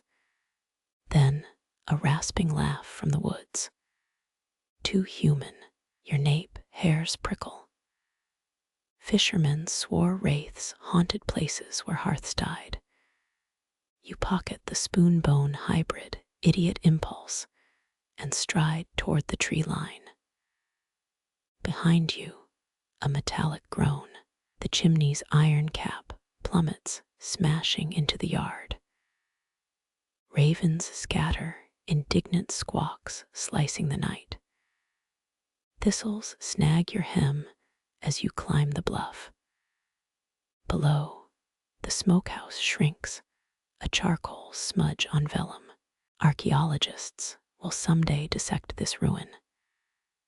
They'll debate whether the ash layers suggest ritual closure or just lazy housekeeping.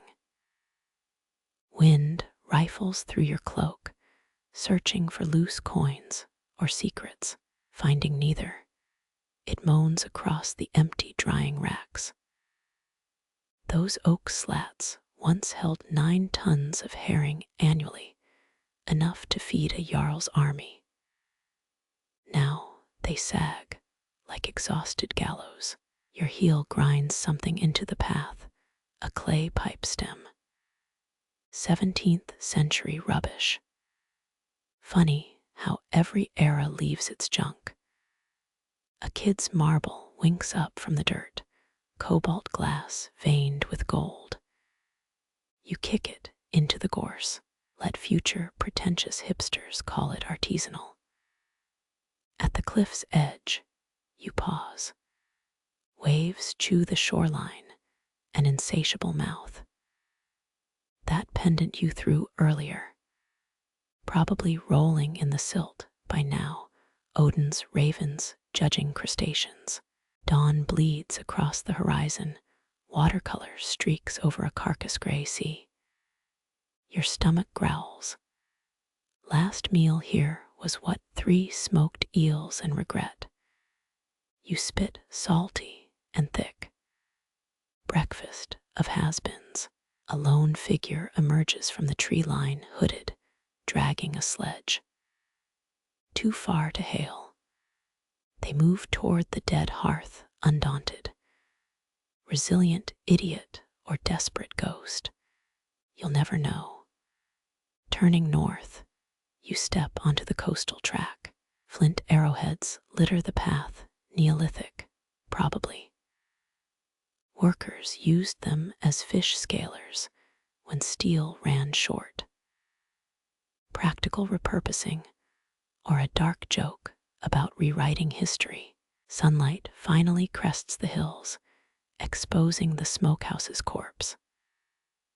No smoke, no voices, just gulls quarreling over imaginary feasts. You squint. Is that a figure in the doorway? Could be a post. Could be wishful thinking. Wind shoves you forward, the kind of push that starts pilgrimages or prison breaks. Your cloak snaps like a ship's sail. Salt crusts your lips, preserved and pickled, same as the herring. 1 mile out, you glance back reflexively. The roof's thatch flares golden, a second sun. Hallucination, actual blaze. Either way, it's not your crisis anymore. Farmland spreads ahead, sloppy quilts of barley and rye. Somewhere beyond, roads, noisy with cartwheels and lies. Behind, a silence so thick you could float on it. Your discarded shark-tooth crucifix likely adorns a crab's burrow now. Let the little heathen pray for tides. You've got blisters to nurse and a grudge against nostalgia. Last joke today. Today you learned, never trust a fire that dies without witnesses. It'll haunt you through 3 counties and a dodgy meat pie. Boots crunch rhythmically, a metronome for departure. The smell fades first, then the sound. What lingers? Just the aftertaste of choices unmade, smoky and sharp. Hours later, rain sluices from the northwest. It quenches the distant roof fire, or mirage, or whatever. Douses the ash, dissolves the spoon in your pocket, turns path mud into liquid amnesia. You don't slow down. Moonlight bleeds through thinning clouds, a sieve straining liquid silver onto the path. Your boots squelch in mud that clings like a needy child. Salt crusts your lips, crumbled remnants of every fish you smelled these past weeks. Coastal Saxons shipped barrels of this preservative as far as Constantinople histories. First global trade war fought over seasoning. The smokehouse shrinks behind you, a rotten tooth in the horizon's jaw. Drizzle mists your neck, pre-dawn's feeble attempt to wash away the stink. That spoon fused to fish bone in your pocket. Now, a fossilized embarrassment. Medieval peasants carried hare feet for luck. You've upgraded to Piscean cutlery. Waves hiss against the shore, a relentless gossip maundering about your exit. You spot a ditch half filled with rainwater and hubris. Something glints below the surface, a rusted nail. Flint scraper. Lean closer. Just a sardine ken from some Victorian picnicker's litter. Time folds here, every century's trash layered like a narcissistic cake. A rookery erupts in screeches eastward, feudal lords debating taxes or mating rights. Your stomach growls. You trade 3 herring for a loaf of bread, unsoured by salt. Historians still argue whether smokehouse workers went blind from brine fumes or just wished they had. The moon dips low, an ivory coin spent on night's debts. Your shadow stretches ahead, a tattered banner leading nowhere useful. That ache in your side, part exhaustion, part regret for not pocketing more smoked eel. Fields yawn open beyond the coast, barley stalks bowing like sycophants. A lone plow juts from the soil, abandoned mid-furrow. You kick its iron blade, the vibration travels up your leg, a dull church bell tolling in your femur. Dawn smears the sky pink as a tavern drunkard's nose. You spit again.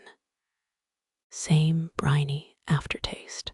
Scholars once claimed salt could bind souls to places, hence the Roman corpse money tradition.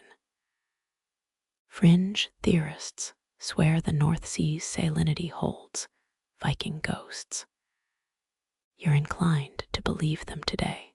3 crows pace you, black-robed jurors eyeing a suspect. You lob the sardine can. They scatter indignant as bishops in a brothel. Laughter scrapes your throat raw. Fitting end, clown of the coastal wastes. A thorn snags your sleeve, the moorland trying to collect its toll. You rip free, fabric tears, a sacrificial ribbon left for the wind. Behind, gulls swarm the smokehouse chimney, maybe pecking at last embers, or your discarded dignity. Stone walls emerge ahead, a sheepfold's like encrusted embrace. Inside, someone stacked peat bricks years ago, now a soggy monument to good intentions. You swipe a crumbling chunk. It dissolves in your fist, earth's wet dandruff. Sunlight finally crests the hills, blade sharp and judgmental. The smokehouse vanishes, either behind terrain or your mind's merciful edit. Your blisters sing hymns of protest. Salt still flexes its dominion over your cracked lips. You find the road, ruts fossilized by wagon wheels and resignation. A milestone leans drunkenly. 17 miles to the next hamlet. 17 miles of bragging crows and self-recrimination. Saxon wives once rubbed salt into wounds to cure melancholy, a practice both cruel and conceptually sound. A cart approaches, driver dozing, oxen steering by moss memory. You flag it. The man wakes, eyes roomy as tide pools. Coin or labor, he rasps. You offer silence. He nods, a transaction older than money. Boards creak underfoot as you climb aboard. The oxen low a harmony for your empty pockets. Behind, the coast shrinks to a charcoal smudge. Ahead, roads that taste of dust and strangers' spit. You swivel for one last look.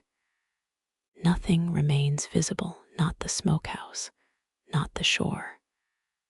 Only the salt persists, a mineral ghost chanting in your mouth. The cart lurches, your teeth clack final punctuation to an unwritten elegy. Rain starts again, weak and indecisive. It beads on your tunic like failed ideas. The driver mutters about spoiled mutton and ungrateful sons. You let his words dissolve, background static to salt solo. By noon, the taste fades. By dusk, you'll deny it ever existed. The moon, already plotting its return, a bulk purchase of shadows and what-ifs.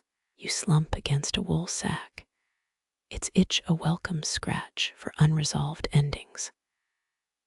Moonlight thins to gauze, lullaby light now. The cart's sway feels almost rhythmic oxen hooves, thudding a borrowed heartbeat. Your fingers trace salt-cracked lips, less grit today than yesterday. Time wears even bitterness smooth. Road dust settles in your wrinkles, powdered resignation. Ahead, the horizon blurs earth and sky dissolving into pewter mist. A lark trills, thin melody threading through the damp air. You recognize this quiet, the pause between farewell and whatever comes next. The oxen slow, no hurry left in their bones. Drivers' snores rise and fall, shoreline waves in miniature. You let eyelids droop, not sleep, just rest that pools like rainwater in hoofprints. Salt lingers faint, old ghost licking your molars. But the road ahead tastes different, faint honey, wild thyme, or simply air unclenched from the sea's fist. Moon dips behind cloud wool, shadow knitting night's last shroud. Wheels creak, creak, creak. The world becomes lullaby.